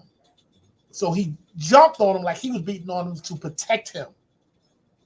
He was trying to protect him. And then when the cops came, that's when he pulled off. He said they were beating up. Malcolm people were beating up on him. So he jumped on like he was with them to protect him. And then when the cops came, then that's why you see him step away with the cop. But the shotgun was still in there. You know what I mean? He just, he just walked away. He just walked away. But he was trying to protect them. Because the other guys was gone. And when they got him, they were beating the hell out of him. He jumped on top of him. And then when the cops came, he stepped up. But it was him. Yeah, definitely him. Who was the driver? You know? I don't know who the cop was. And there's oh man, why am I drawing a blank on his name? He's still alive. Norwood, he was there too that day. I don't know. Oh, I'll come back to you. Yeah. With that name. What has James Shabazz, did he speak of that day at all? The hypocrite got what he deserved. That was his position. Hypocrite got what he deserved. The details of it? Yeah, even Ali said it. Remember I know Ali said it. We all said it. We all said it. It was you go against the humble Elijah Muhammad, who's the messenger of Allah. We all said it. We all said it. It's this new generation now. Because when WD came in, him and Malcolm, his friend, he changed it. So when he came in, he changed the whole concept that, because he felt, he said they were threatening him. They were threatening him because he was outside the mosque too, and they were threatening him. And Sister Clara went and said, if y'all hurt my son, I'm gonna kill all y'all. So that was hands off, because they were serious, man. They were serious. And Malcolm, I talked to the brothers that was from New York that was right there in the Teresa Hotel that was working with what's his name, Lloyd Price, because Lloyd Price had an office and Malcolm's office was right across, and they would talk. And Malcolm tried to get in. He tried to go to Chicago, and they said Ohio. You ever been out of O'Hara? Say it again, please. You ever flew out of O'Hara Airport? Oh, windy, very windy. Yeah, O'Hara. Yeah. There was 2 FOIs at every door when he tried to get there, and they told him he better get back on that damn plane. So he at one time he was trying to get back in. But what hurt him was he thought that Farrakhan was with him because that was his man. He misread it. He thought he had Ali, and he thought he had Jerome. And he thought he had the captain. And it was the captain, Yusuf Shorter, called Chicago in turn to say they're trying to flip Ali. You know what I mean? And Jerome said no. And Farrakhan uses it as an opportunity. That's what made him.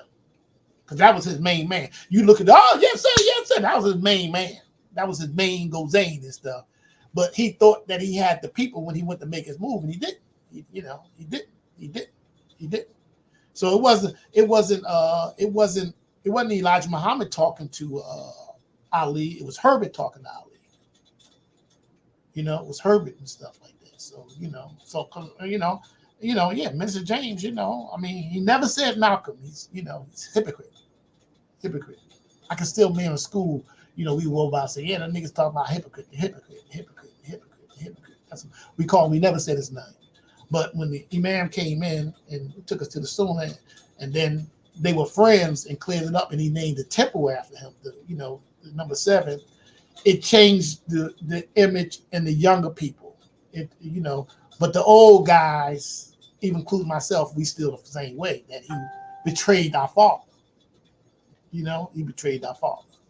So even in my age of 71, I still feel the betrayal of my father.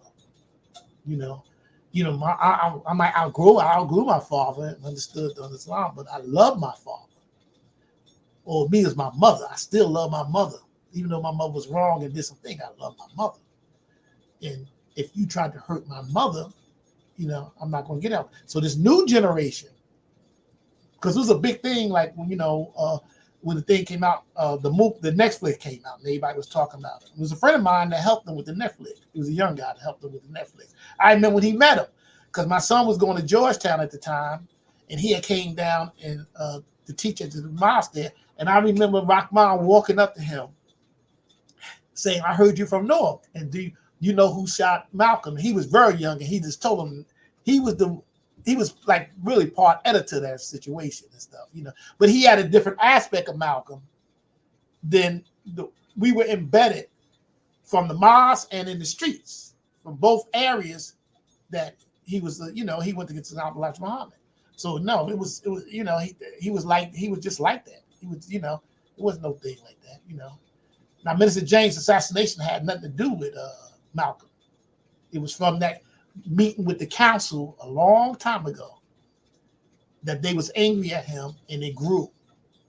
And Minister James had put out somebody that for the splinter group, a guy named Belton, and he put him out because he was a bank robber. He was and Minister James kicked him to the curb, and then he created the New World of Islam. And then Farrakhan brought him back in.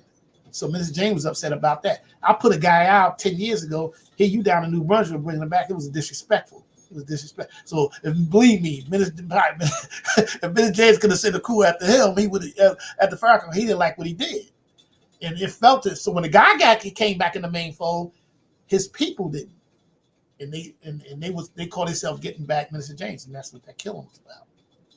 And what happened in that killing, Milk got turned upside down.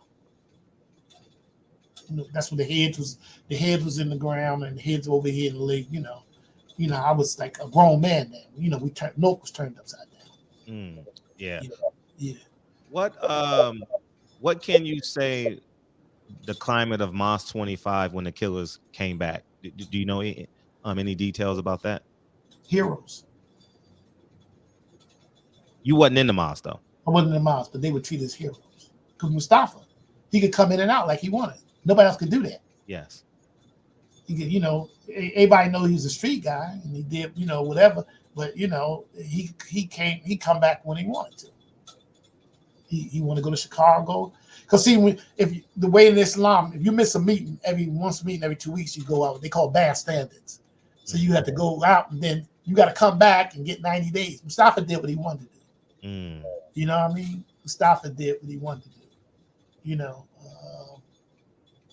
He had carte blanche. Carte blanche. I ain't heard that term in a long time. Yeah. What would you call Mustafa to you? Your relationship? A friend, big friend. brother. Big brother. Different, big brother. Respect for each one of us. A couple times he got in trouble with small things. I got him out of it. And then when he was doing some positive thing, I would help him. What were the small things? Get caught coming out of the George Washington Bridge was $10,000 in your pocket and stuff. And I would say that's my money. Or he had to, have a job because he's on probation or something. I'll give him a job. He walk in, pay my secretary and she write him a check and stuff. To his friends like that and stuff.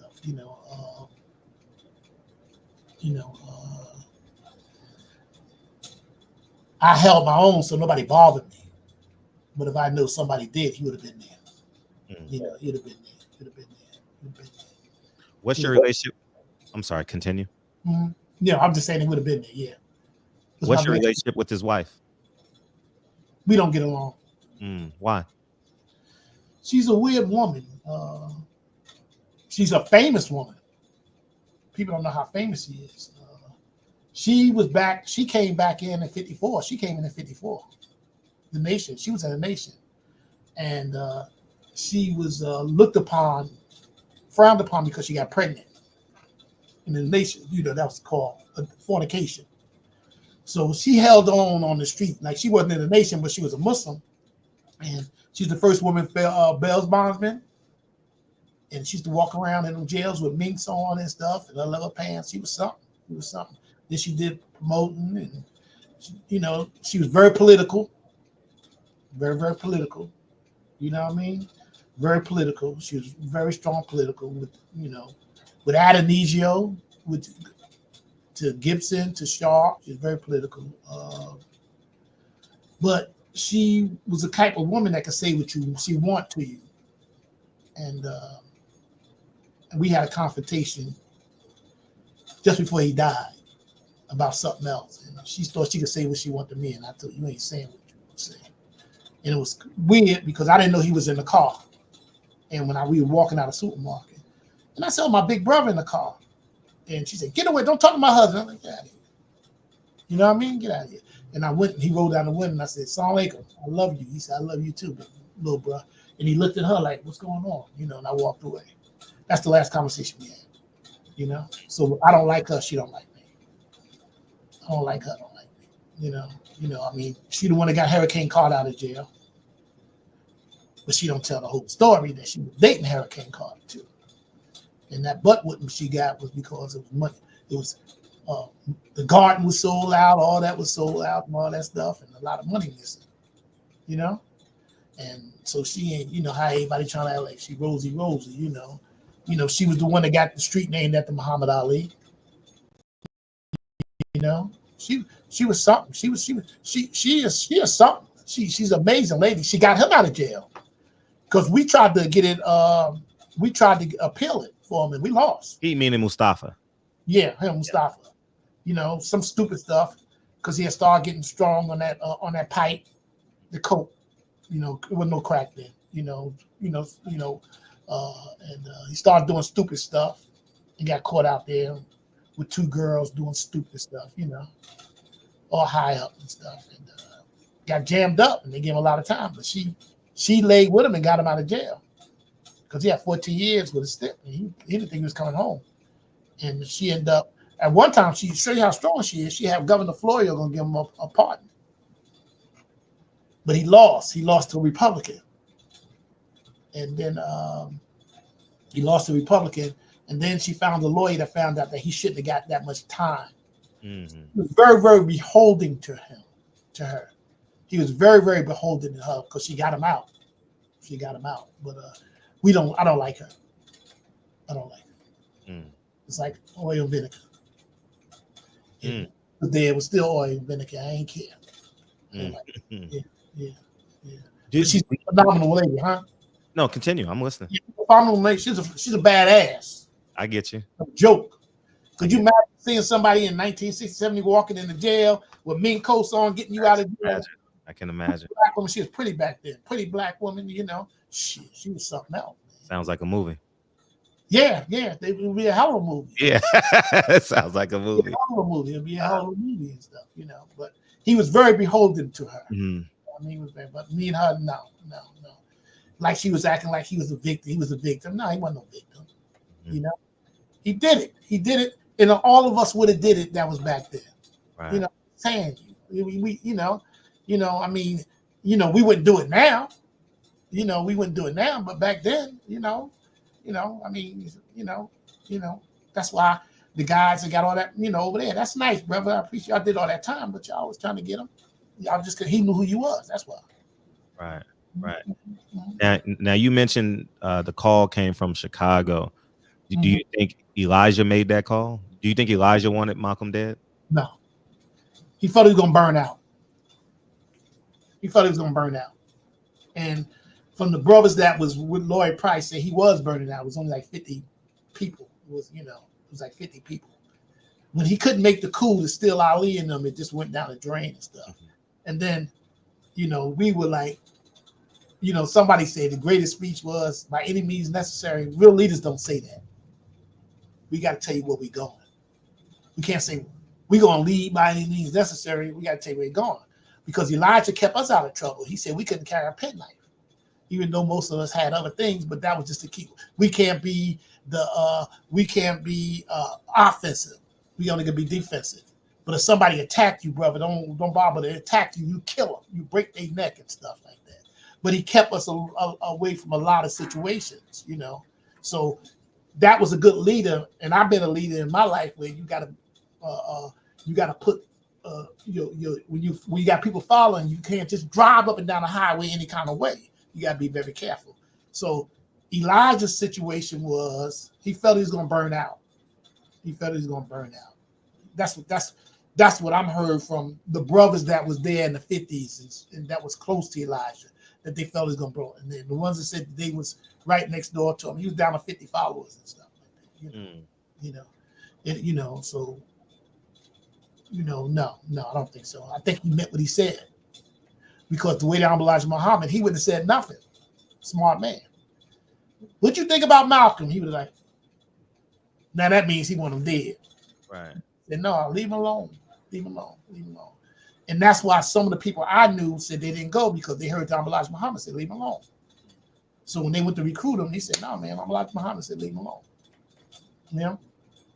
How much of the government you think played in the murder of Malcolm X? They instigated it. Right. They instigated it.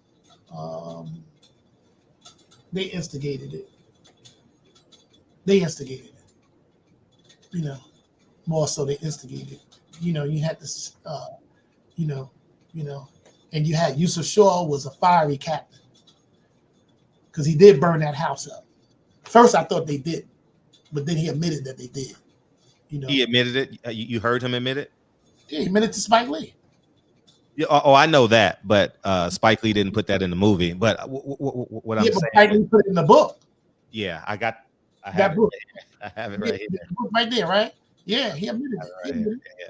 He admitted it. He admitted that he burned it. I didn't think we would have did that. Like as kids and stuff, man. But to the day he died, because you remember he became. When WD changed around, with the captain, he went out on his own and he was working with Ali and Herbert. Then he went working for Don King and he was a valet for Don King. He was a valet for Don. He was a valet. Chops. No, that's Leon stuff. He wasn't. That's what Leon said. Leon was mad at him. Leon was mad because WD cut his money off and all that. A lot of stuff. But right. Don knew better. But I would see him and he would be with Don King and I would be with Butch. And I had the brothers with me. And he would open it with Don and we would go to the door and say, 1 minute, Don, stay there for a minute. We would stop. 10 times. Salute, sound like a brother captain. We gave him respect. We made sure he get respect. And then, some brothers that beat up Don King. Yeah. Yeah, some brothers that beat Don King up. So he kind of protected Don King too. He protected, Don King, but no, we gave him respect. Leon just said that because he's mad. I think he was a great captain, a regional captain. But see, in Philly was different. In Philly and North Philly, the corruption was in the mosques. You follow me?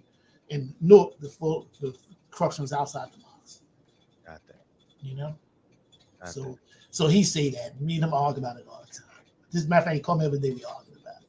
Hi, yeah. Y'all couldn't say we kept Jeremiah alive, but we couldn't. Y'all got James because James was fearless. He was fearless. Right. He had security that day. He told him to go somewhere. He wasn't scared. Just wasn't scared. There wasn't no bunch of men and nothing like that. He was a they say he had did the time. That's how he met Don Elijah Muhammad. He had did manslaughter. He had killed somebody and stuff. Mm-hmm. Just no nonsense man. Yeah. No nonsense man. Yeah. So, but he came from Chicago, but not. Came from his sons. He came from his sons. Elijah Jr. or Herbert. Both of them. You said both of them. Both of them. Mm-hmm. Where would Clara be? What would be her stance? Her stance was don't kill my son Wallace. She didn't care about no Malcolm. Her stance was,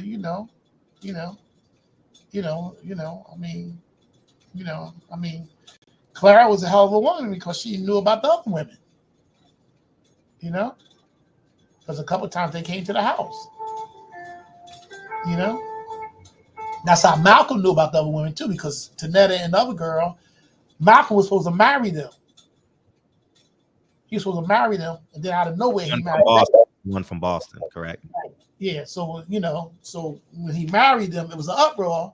He married Betty because Betty was a nurse and everything, and it was an uproar. So what they did was to get them out of the city, they sent them to Chicago, and they became the secretaries, and then they became his lover. That's why he knew what was going on. That's like if you got a girlfriend, a couple of girlfriends, and you sit on me and I'm the boss and stuff, they're gonna still tell you, yeah, and they told him, what was happening. So he knew what was happening.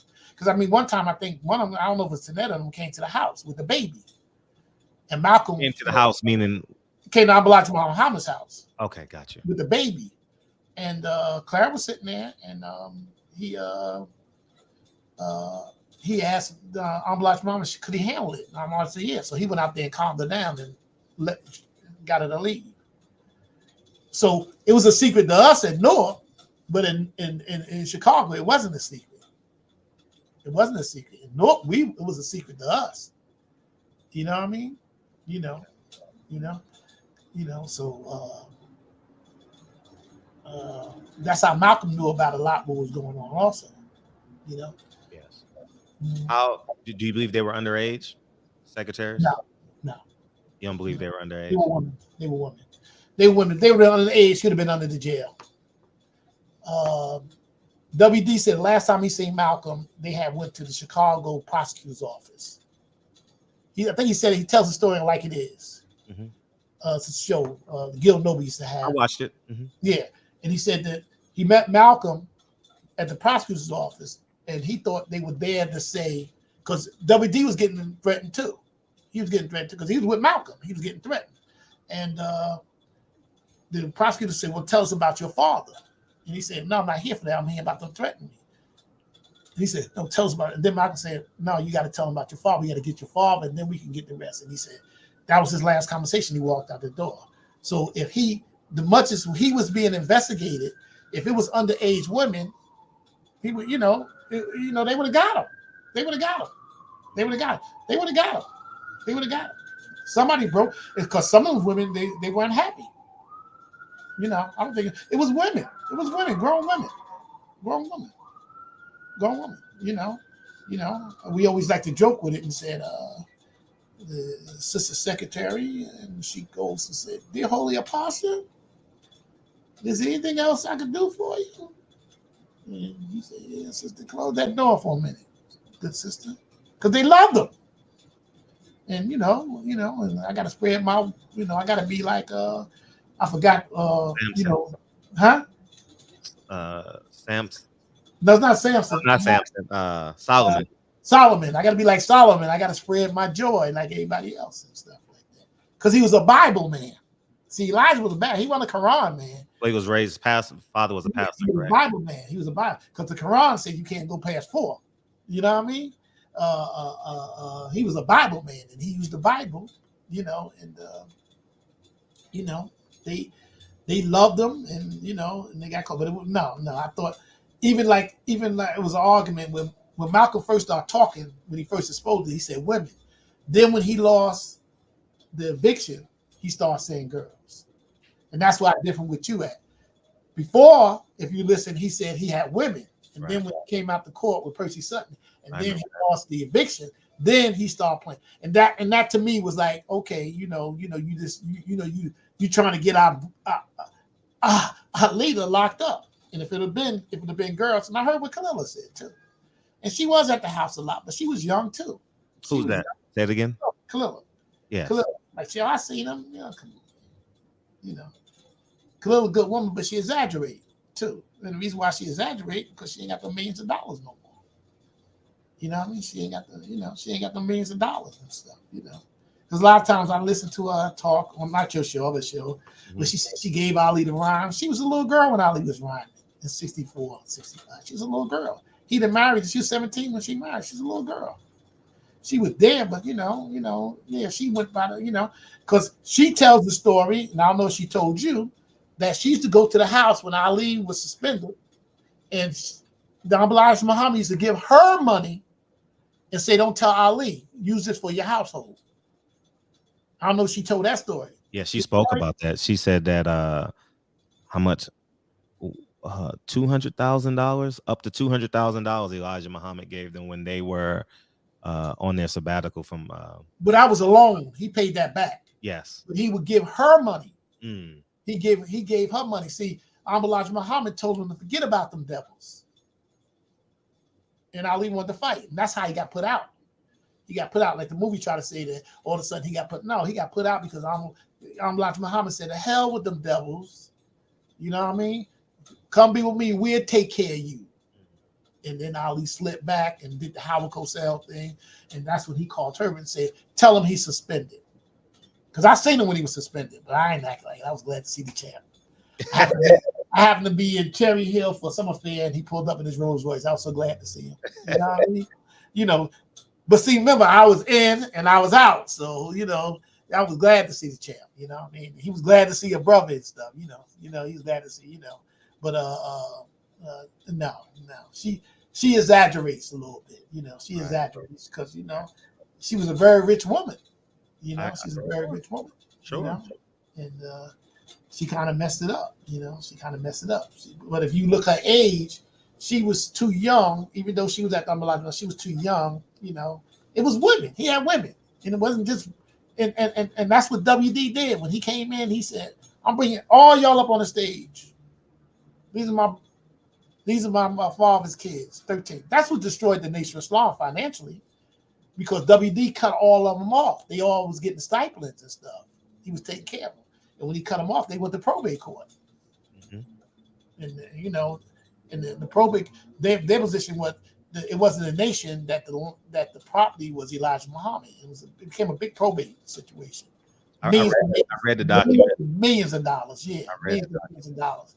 You know, millions and millions of dollars. But, you know, he the one that bought all of them, say, "This is my father's, you know, children," and stuff like that. This is, you know. So Farrakhan was slipped one day. I was watching him on some show, and he was talking about bringing him up, and he said, and he caught himself. Somebody said, "You better shut up. You the world ain't ready to know that you are a polygamist also." Yeah. You know? Yeah. You said you spent time. How much time did you spend in Chicago in Elijah Muhammad's house?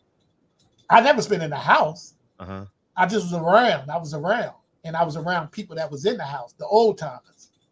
So when, you know, they tell you the stories. You know, they tell you the stories and stuff. You know, I never was in the house. You know, I wish I could have. I'd have been like Denzel, crying like a baby. You know, I used to go by Chicago and stuff. It was funny. One time we went by there, and we ran out of film. We had the old film. This is 1970, so we got the corner at the film. And the next thing, I had a brother with me. His name was James Anderson. He became famous. He was Mayweather, not Mayweather, Sugar Ray Leonard. He used to be security for Ali. Right. He was Adonis Summers. His son was Jamal Anderson, who ran for Atlanta Falcons. And he was a lieutenant, and we was there. And he said, "Man, you know we got security on it." They was like looking the other way and stuff. You know, we came around there too much. No. I just happened to be around the old timers. You know, I was this young man around the old timers. You know, that was my benefit, where I wasn't being with the 16-year-old and 17-year-olds. I knew the old timers. Did you ever see you and or the old timers supplying women for Elijah Muhammad? He didn't have to. Elaborate. Why would he have to do that? He had sisters in the nation. They was his secretaries. How many would you say? You know, I think the Imam brought up like 6 or 7 of them. Imam meaning WD Muhammad. WD brought wait. W so people can be clear.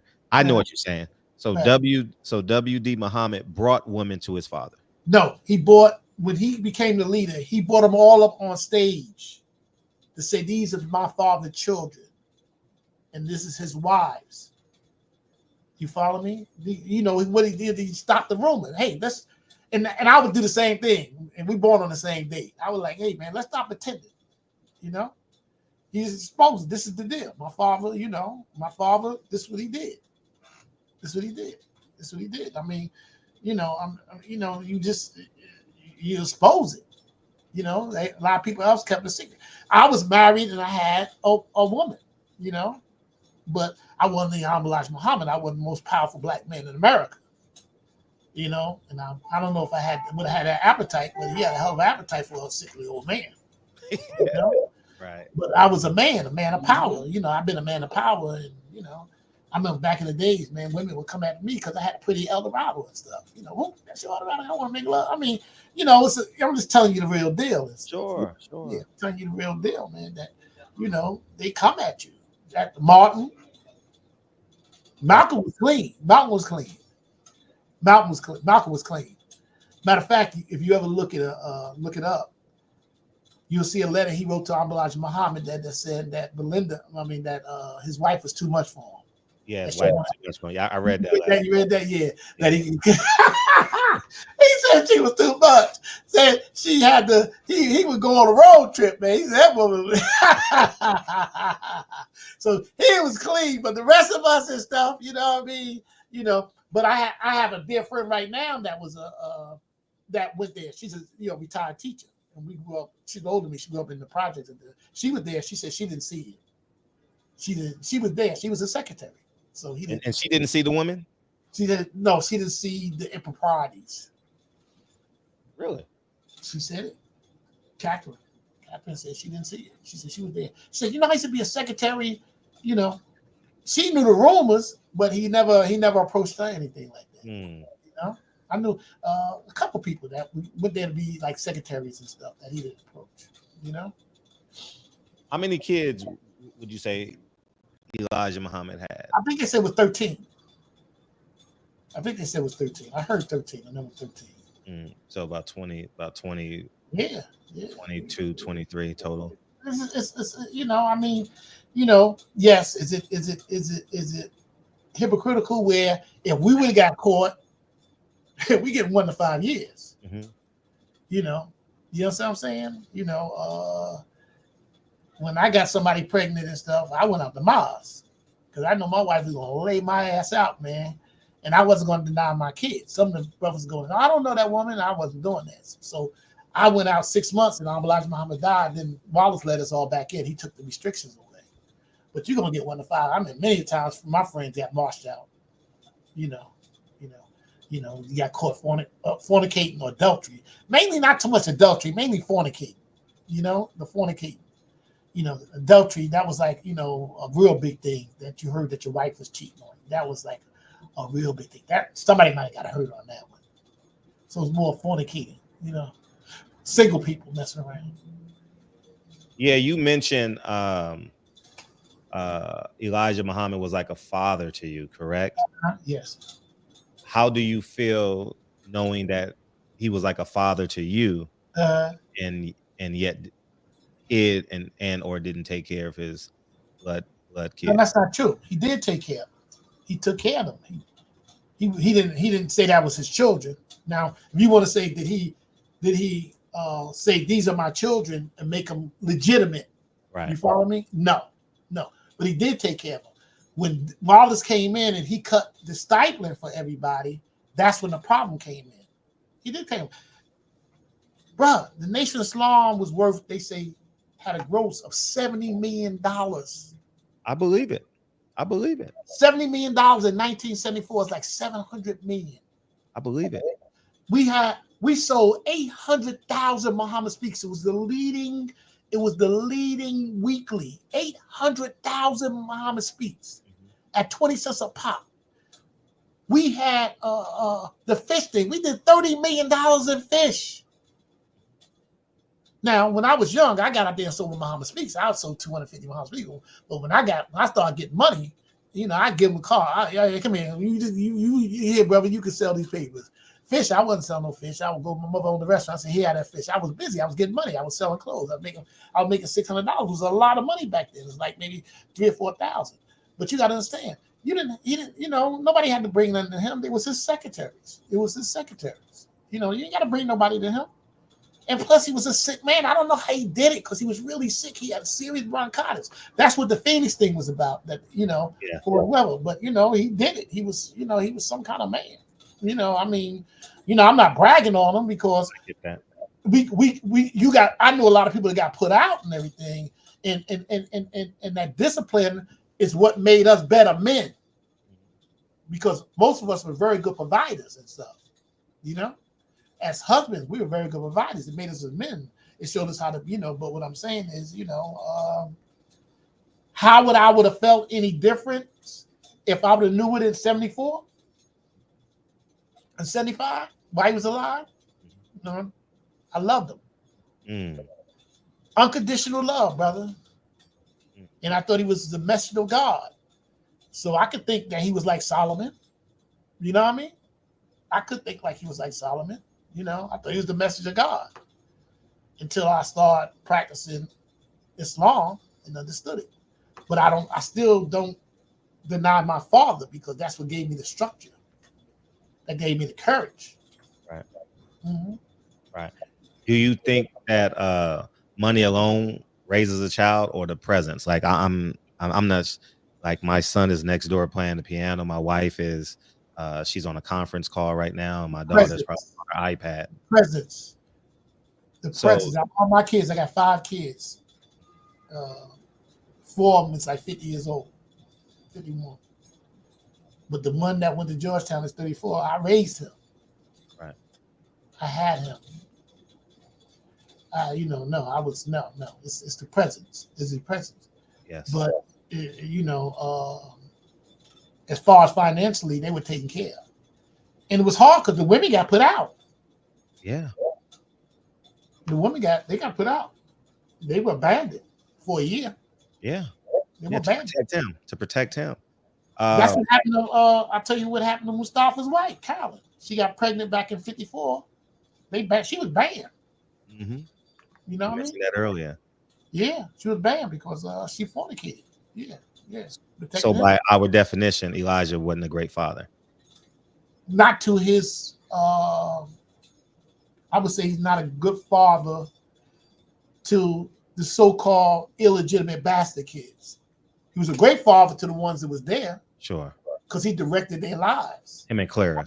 Yeah, W.D. Muhammad changed the world right. to 200,000 or 300,000 Muslims and pointed them to the right way of practicing Islam. Right. Herbert Muhammad changed boxing, where the boxers stopped getting taken advantage of. Sure. I mean, because after Herbert, it became Sugar Ray Leonard. He never had a manager. He had a lawyer. And then Mayweather took it to another level, man. These kids. But that all came from that's fair to the say. greatness of Ali, but Herbert Muhammad playing hardball. That's fair. Yeah, fair. Definitely fair. Yeah, so he, I think, a couple of sons was corrupt. Leon knew more about that. They was out there selling drugs. Yes. Yeah. The other became a professor. He became an Arab professor and stuff like that. So he was a great father, and he was a great father to us. But I understand what you're saying. Yes, yes. But that's my gripe.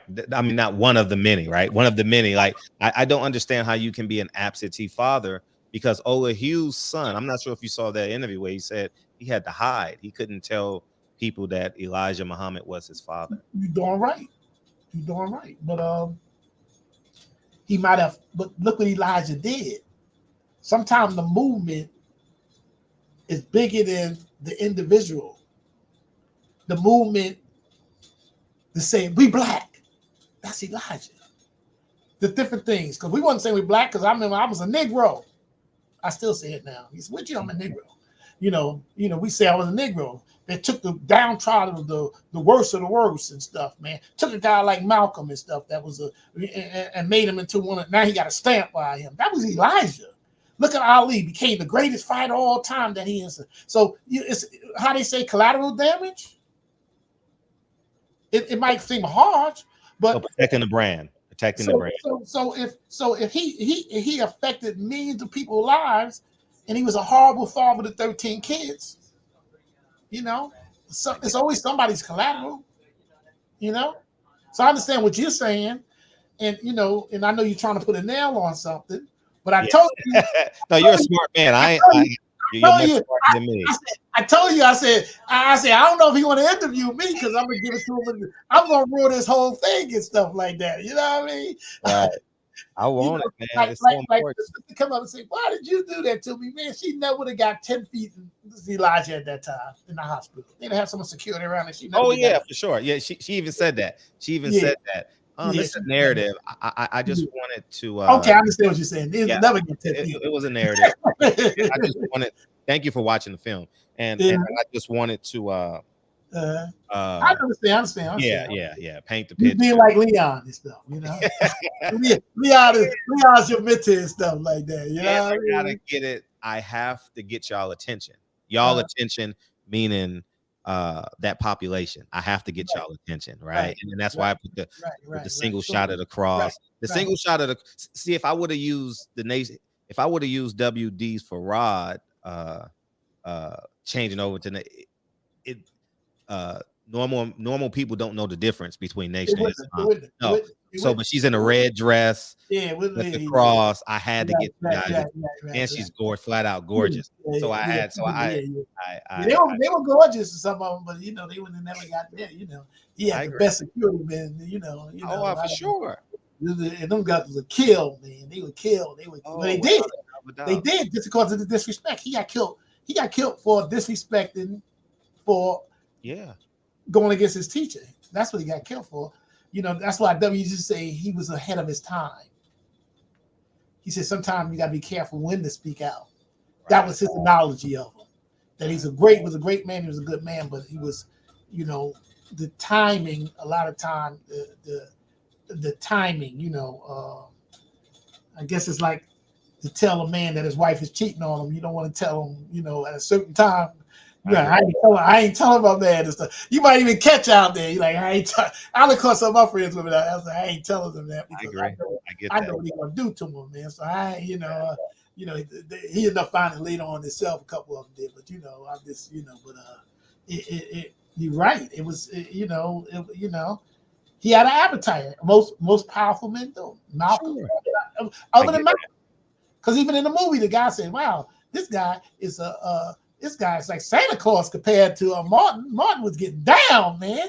You know, Martin. That FBI said, damn, he called her baby, how you doing and stuff like that and stuff. Man, he said Martin was getting down, man. But Coretta was a hell of a woman too.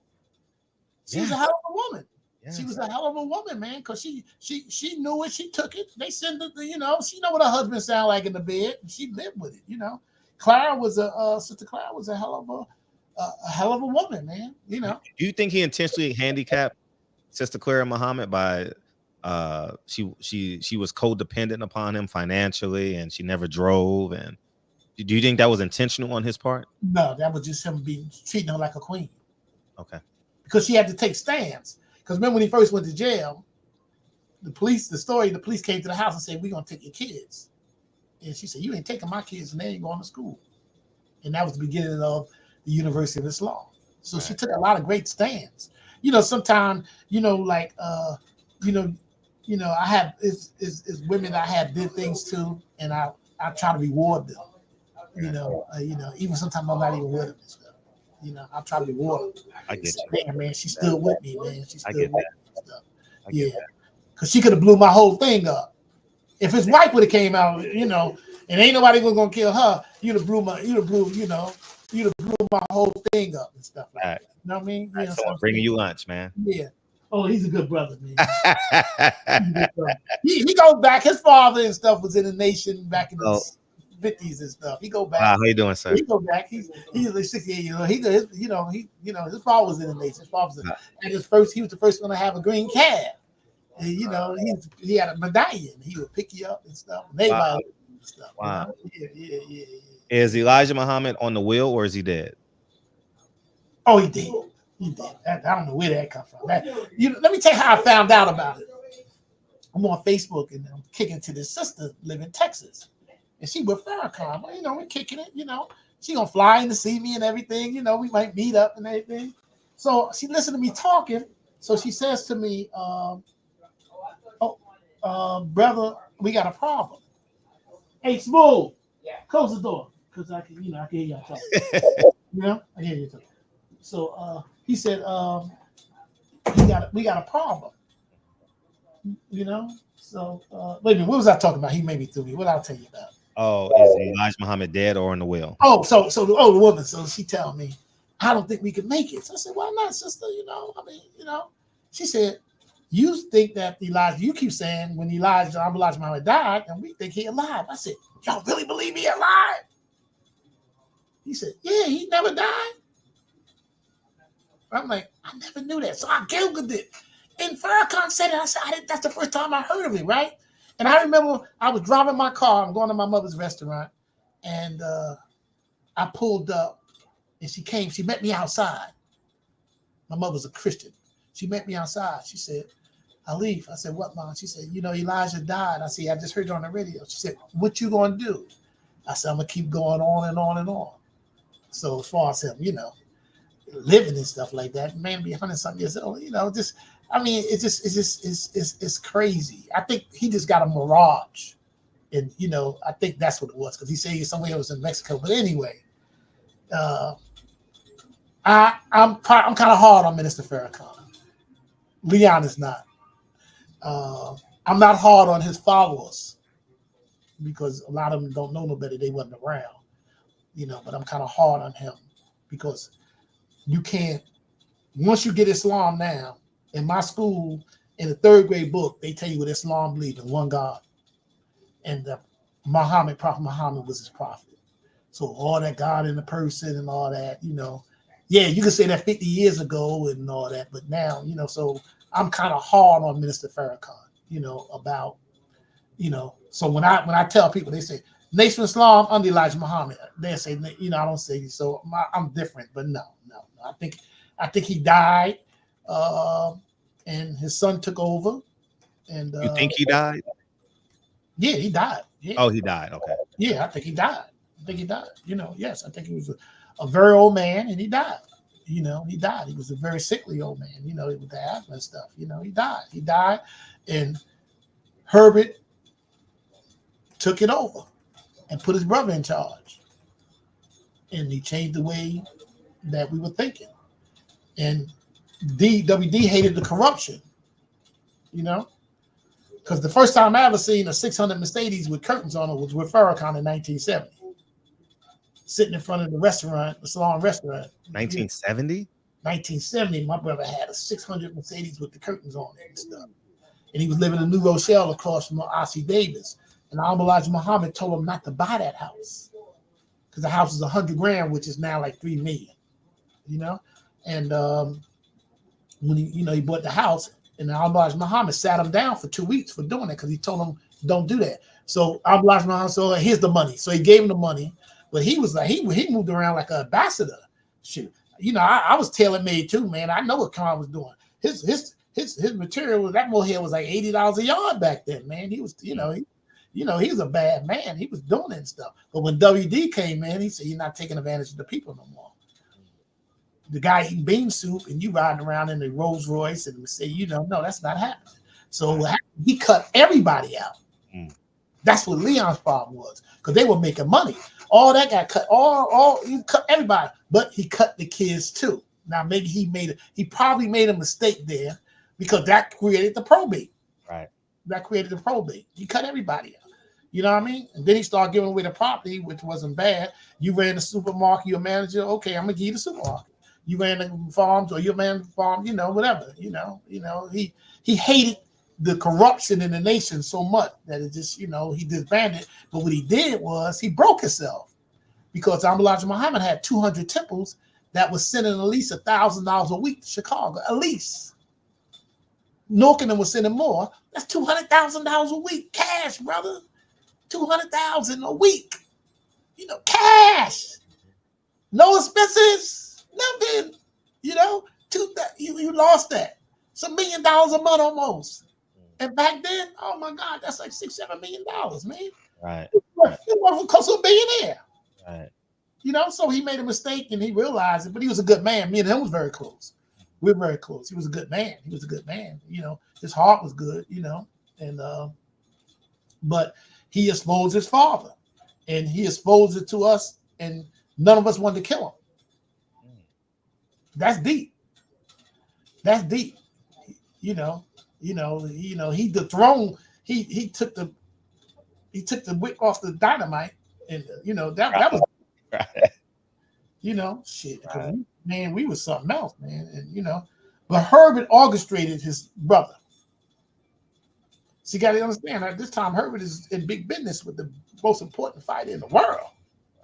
So he became a monster business person, a monster business person. You know, Farrakhan was actually the guest preacher minister at Mosque 25 the day Malcolm X was assassinated. Am I correct? I don't know. I didn't hear that. Okay, got that. You heard that he drove up and who killed Malcolm X? They said he drove up that morning to be there. You mean that day? You mean that day? Yeah, that day, yeah. Okay. Oh yeah. He came up, but he wasn't part of it. Okay, got that. That was some real man stuff. Got that. James was that kind of dude. Yeah. So yeah.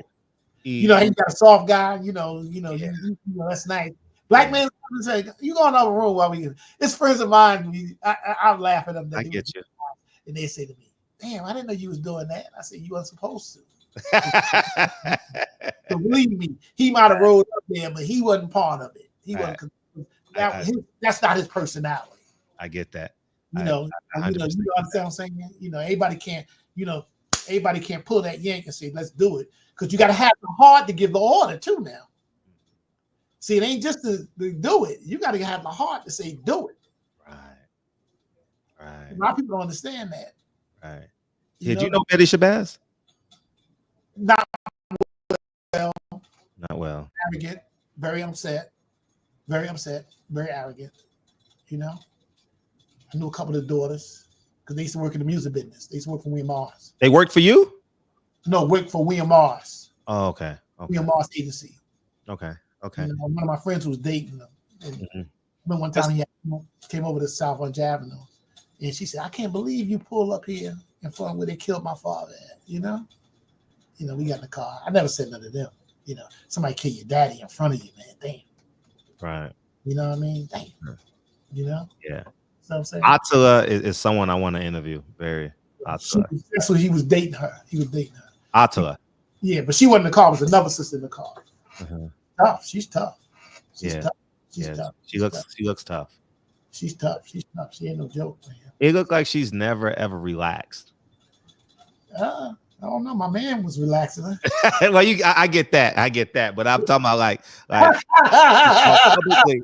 Well, you like that? Yeah. I only know her publicly. Publicly, she's never. Right. No, I don't know. But she, Betty was a tough woman. Sure. I mean, a lot of the problems came from Betty. You can have a wife.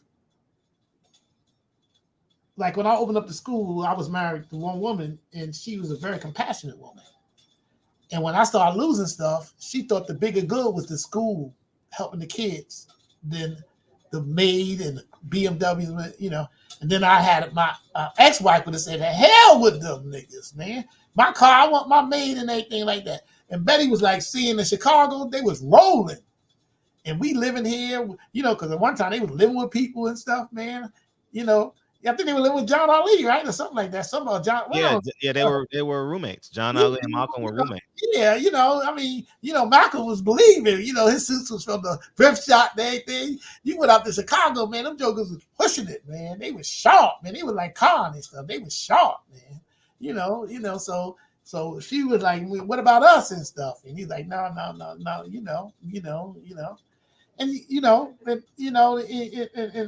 and Elijah was a sick man. He was a sick man, but he wasn't sick enough to not make all them babies. That was unbelievable.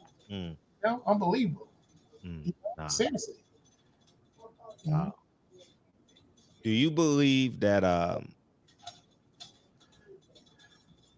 Farrakhan should be leading the Nation of Islam? Of course not. I'm on the Sunnah.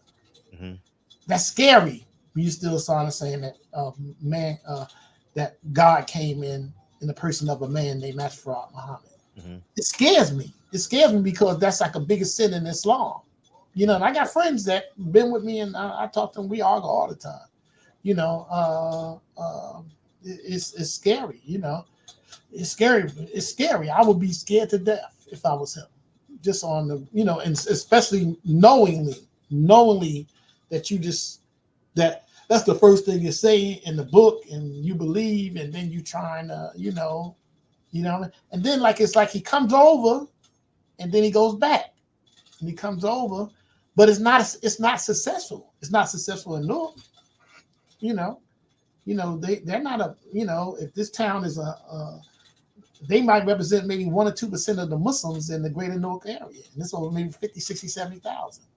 You know, their temple is not that, you know, it's not, you know, it's like a brother came to me. He said, I sell 100 papers.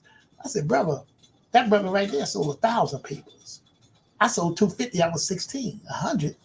They don't have the support that he, you know, and then he's sick.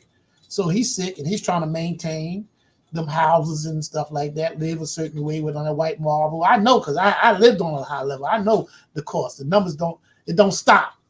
It don't stop. The, you know, the mortgages don't stop, the bills. You got 40, 50 people working for you, you know? So, you know, and you move and you know, and WD was trying to move him over and then he goes back. He moves back, you know, because you got to live. You got to live. You got to live. So you think now the Nation of Islam is just a show? It is. It's a show, and I believe that it'll be when he returned back to God. I think it'll be over. Because you can't mix myths of the Asian Islam in a world where, like I said, on the 3rd grade social study books, it's telling you on CNN, everybody telling you that Muslims believe. When my son was going to high school, the youngest one, in history, world history, we used to start off at the Stone Age and go through the Egyptians. They started Islam now. They started 670. That's where the history started. And then they go up. You know, they don't even go back to the Egyptian age, the old age, and like we used to learn and stuff like that. They start there. The whole world know what a Muslim is now. The whole world is all over the world. Right. The fastest growing religion. And you still walk around here still talking about the black man is God and anything like that, you know. Like my brother, one of my friends said, he told his wife, woman, don't talk to me like that. I'm God of the universe. She said, yeah, well, God, go get that pump, go get the electric cut back on. When do you think he'll come clean about all the women he's impregnated? When he died. They'll come out after he died because they won't have the money, the finances. Yeah, they ain't gonna have the money to finance him. They ain't gonna have the money. When he died. You know, I remember a dear friend of mine, I ain't gonna mention her name, that she goes between, she's very big and with Farrakhan, but she's on a Sunnah. And I said, sister, how many wives the Farrakhan got? She said, I don't know, you brothers is something else. I said, well, sister, I'm 60-something years old. And I only gonna have the one, and she bust out laughing. I said, he a bad man at 80 years old and stuff like that, you know? And she bust out laughing. But he, you know, yeah, he got some, you know, I watch the story and I watch people talking about, you know, the situation, you know, it's how they say, you got to build on a good foundation. And if the foundation is shaky, the house is going to be shaky. That's why you building on what come, you know, and you a dynamic speaker, but you know, things, you know, it's, you know, we never paid for Savers Day. Now you go to Savers Day, it's $100 a person. We never, you know, to get in. Savers Day was free. 25. We was out there in Chicago, 25,000 people. Man, you're free. I mean, you give you a donation, but now you got to buy your ticket. You know, because he lives off of that convention. You're trying to maintain their lifestyle. Because I know my lifestyle used to be $100,000 a month. And if I had a bad month, that means I'm 200,000 behind. I had another 3. Now, how you gonna recapture like that? Right. So I know living like that. You know, it's good, look good and stuff, but everybody got to get paid and stuff. You know, your landscaper got to get paid. Your pool guy got to get paid. Your maids got to get paid. Right. You know, because I used to have 3 maids, and they were getting back then $300. That's $600. That's $1,800 a week. You know, and they might not have been in that house in Florida and stuff. Right. So what I'm saying, you live in that life. That's how all the rich people, the fighters, the athletes, they fall out because they get used to spending that money. You're spending that money, and next thing you know, it's all gone. Right. So it ain't just him. He got 40 other people in his immediate orbit that he got to take care of. Jesus Christ, man. Right. Do you think John Ali was an FBI informant? Yes. Why? Because you spent a lot of time with them, correct? No, not a lot of time with him. I just seen him. I think a lot of people were agents. Okay. I think a lot of people were agents. Mrs. James has said all the time. There's a lot of agents here, but I think they turned a lot of agents. I think agents like flipped over. I think some of them came in. I think it was a lot of agents, and he might have flipped. You know what I'm saying? Because I remember Mrs. James was telling me that agents came to him. He was talking, says, agent came that I ain't gonna mention their name. The brother's here with us, and told me he was an agent. He was sent. Because I had a dear friend that he told me at 59 he had just came home from the Air Force. And he said, FBI came knocking on his door. He's like, what he did? He said, hey, it's a lot of people joining Nation Islam that you want you to go up there and join, and we'll pay you. So it was real. It was great. The infiltration was great. And Mrs. James used to speak about it all the time. And then some of them flipped. So I wouldn't be surprised who was an agent, I wouldn't be surprised. And they might have flipped. They might have converted, Right. Seriously. But I always heard it and stuff like that, so he mustn't, if he was an agent, he didn't say nothing was wrong because they were busted. Because generally when they infiltrate you, like the Black Panthers, like Hampton and them, they drew where he was laying at. But I always thought he was too young. Too young. People get mad at me. I'm like, man, don't tell me he's too young to be running Chicago at 21 years old. And see, that's what Elijah kept us. He said, don't carry a penknife. They got guns. White man make the guns. He said, don't carry a penknife. But if you attack, you defend yourself, brother. You know what I mean? But don't carry. He protected us. He did a lot of protecting of us. Right. Sir, man, be very polite and stuff. Right. Don't be aggressive. He protected us. And when you get a kid at 21 years old running Chicago, he ain't running a little city he running Chicago, and they drew where he was at. They took the girl out the bed before they killed him. So yeah, it's a lot of agents. It's a lot of agents. I would have said a lot. Some of my friends were agents. I didn't tell me. Yeah, that's the big thing. But you think Mustafa or James Shabazz was an agent? Mustafa could have been. I don't know. Not James Shabazz. You know what I mean?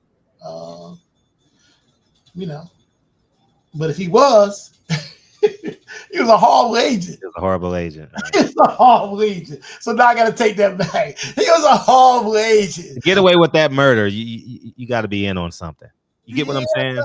Yeah. Because you understand what you're saying, but you're doing other things in life too. 50 years though, 50 plus years, 65, 75, 85, 95, 105, 50 plus years, and the whole city of Newark knows you're the killer, and the FBI don't come.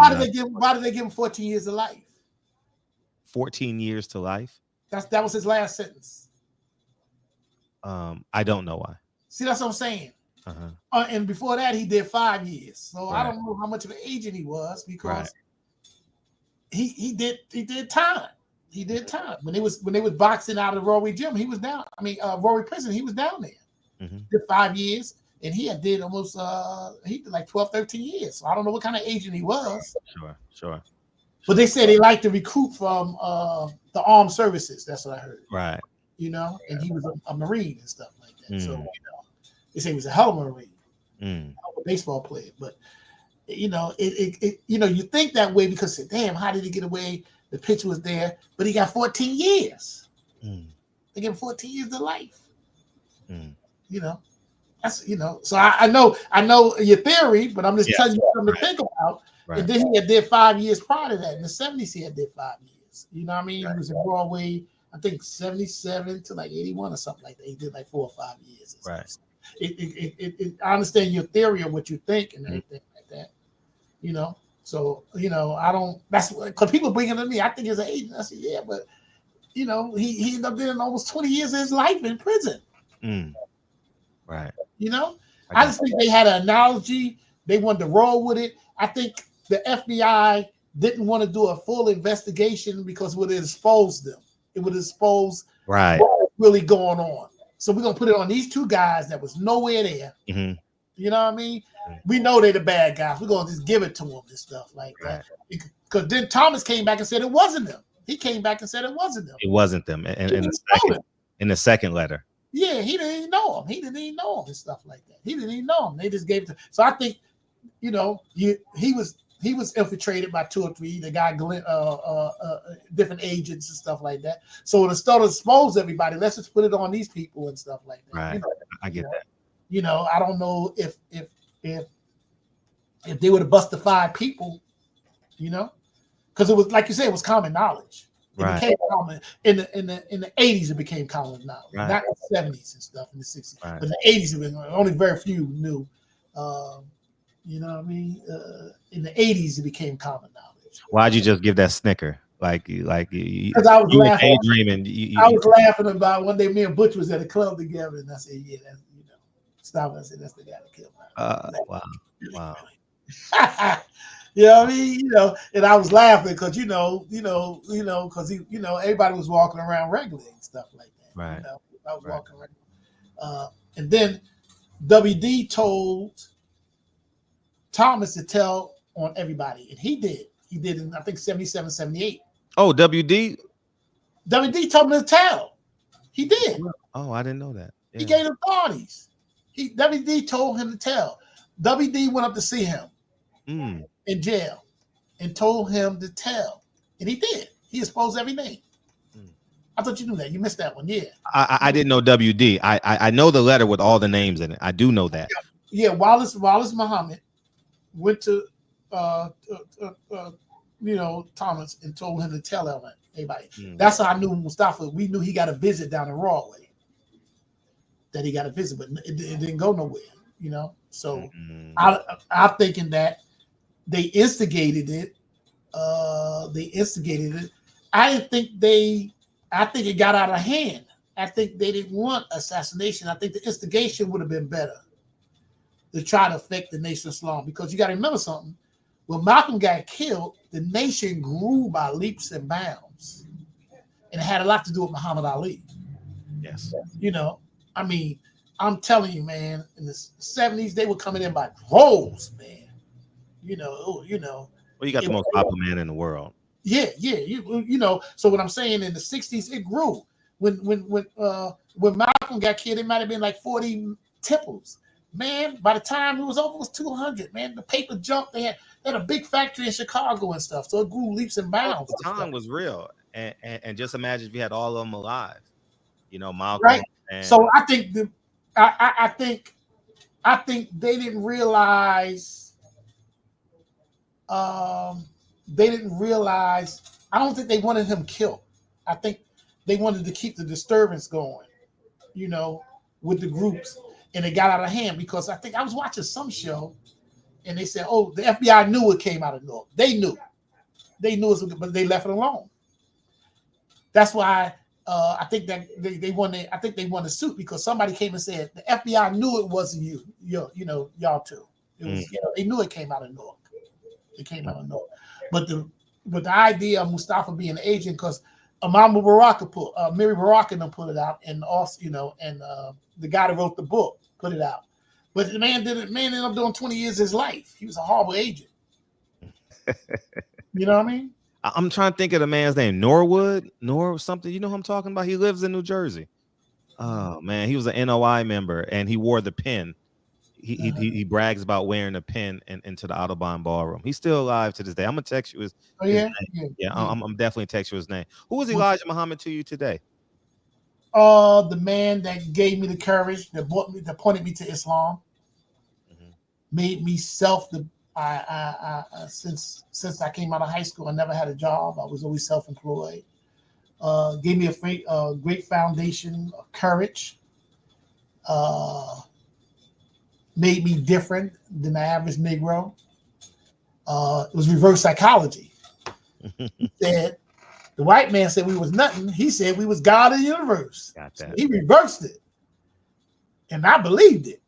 Right. I'm God. I'm the original man. They just a black man. Make our own cleaner planet of God of the universe. You know what I mean? Yeah, I believed it. And that reverse psychology, man, You know what I'm saying? You know, yeah. So when I see him, I still say I'm Elijah Muhammad. I still smile.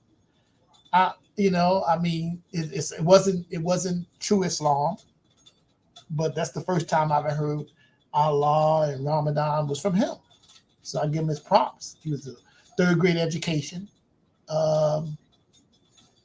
His infidelities, I had mine.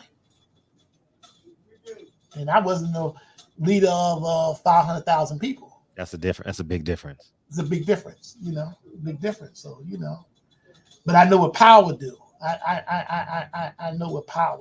I know what power. You know what I mean? And I seen what got Samson. He was Delilah. That's fair. Delilah, boy. Got David, Bathsheba. He looked at her, had to have her. See, where your husband worked was sitting, you know, don't worry. And we used to say, dear holy apostle, because we call him holy apostle. Holy apostle, dear holy apostle, you know what I mean? So I don't know. Did you ever speak to him? Did you ever have conversations with Elijah Muhammad? No, never. Oh, Allah, that would made my day. That'll make my life, man. You know? That'll make my life, you know. Were you around? I got a couple more minutes. Were you and can we please do a part 2? Like seriously. Yeah. Okay, thank you. Were you around when W.D. Muhammad dated Khalila? No, I didn't know nothing about it. Yeah, she talked about that in our interview. I haven't released it yet. I got so much stuff I haven't released. You was Muhammad? Huh? She did. That's what she said. She was fine. Yeah, I saw the pictures. She's very beautiful, clean. Oh man, fine. When I said absolutely fine, I mean I could look at all of them. With her in her prime, she was fine compared to the rest of them. I never knew the first one, Sonya. You know what I mean? Sonya, yes. You seen her in person. She was radiant, man.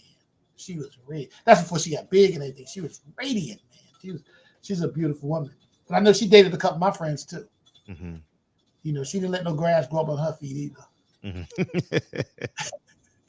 I totally get that. You know, so next time you see her, say the brothers from Nook say you didn't let no grass grow up under your feet either. Now, you know what I mean? Don't get cute about the. Don't be talking about our champ now. Right. Well, she got to tell the story. You know, it's part of history. However much she wants to tell the story is totally up to her. Yeah. But yeah, man, this was this was awesome, man. I'm so sorry it took so long. I don't know how I missed it. It's okay. But I told him, I said, I think he investigated and said, I ain't going with that. I want more. Because I want a whole nother perspective and stuff, man. Because I want to talk about you and W.D. Muhammad. Yeah. I know y'all had a great relationship, right? Yes. Yeah, I would have loved to, because I don't know much about him. Yeah, as it pertains to a simple man, right? Made mistakes. Right. Made mistakes. Let his emotion get in there because he hated the corruption, you know. And but when we do talk about him, he understood true Islam in the late 50s. Mm-hmm. And I know he did. That's what created the problem. Right. Then when he went out and then he came back. Yeah, he got suspended. And he kept his mouth shut. I don't know if I could have did that. I don't know what it came, you know. I mean, Islamically, I know I was like, nah, man. His father played a big role in that, and mother. Yeah. Remember, he loved his mother. He loved his mother. And his mother said, if you kill him, you're gonna have a problem out of me. Yeah. They were threatening him. Oh, sure. Them Negroes wasn't man, them Negroes, you know. Sure. But no, I think the lamb now. No, I think the people that was around me, that's what made me unique, that I was so young. Because a lot of old timers do what they mostly did now. They said, damn, you that young? And I'm like, man, I'm 70. Damn, I thought you was our age and stuff, because you was always there. I was always there. So and then I garnered respect for him, like a guy like Mustafa. I could say things to him that you couldn't say. Right. You know? And he was like, yeah, okay, I'm gonna take it from you, take it from him. Because he was no joke, buddy. What was your and his take? This is my last question. What was yours and his take on W.D. Farad in post 1975? W.D. Muhammad or W.D. Farad? Farad. They came in a person. The God. Yeah, the guy that came in a person. We believe that he came in a person. No, I'm talking about post 1975. Oh, we knew it was what's my take on him is that he misled somebody. That he misled a man, and he misled us. He had the knowledge, and so I'm not. But see, I was from Newark. We wasn't in the WD Farad. I get that. Detroit was. Yes. It's very important how you was bred. I was bred Elijah. Not Malcolm, not Farrakhan, not Elijah. What the Elijah said. So it's easy for me to disconnect from W.D. Muhammad. It was easy. Was he just a street peddler? That had great common sense and knew how to communicate. He came up with a great idea. Took Christianity, Islam, and nationalism, and threw it all together. Threw it all together and stuff. Right. I get that. They must have scared him because he got the hell out of there.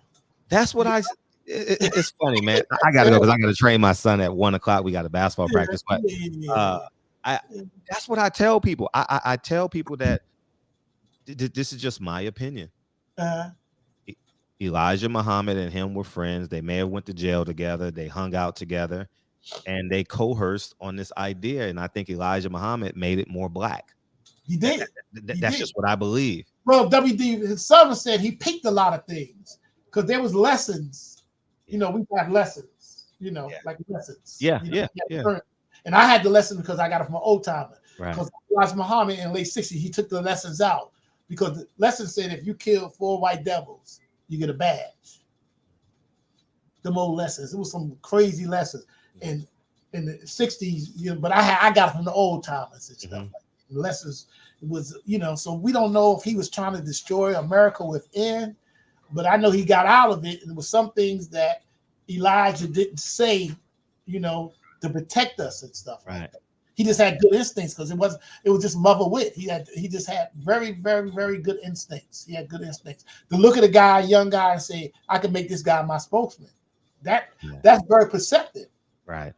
That's very perceptive. Good point. And then I'm gonna make this guy right here, Farrakhan. That's very perceptive because you got to say, damn. Now he was not a good speaker. Right. He like, you know what I mean? Or this kid right here, that loved me and stuff. I can make him Muhammad Ali. That was a hell of a thing, man. Your name Cassius Clay, nice Roman name, right? And he taking and say, your name Muhammad Ali.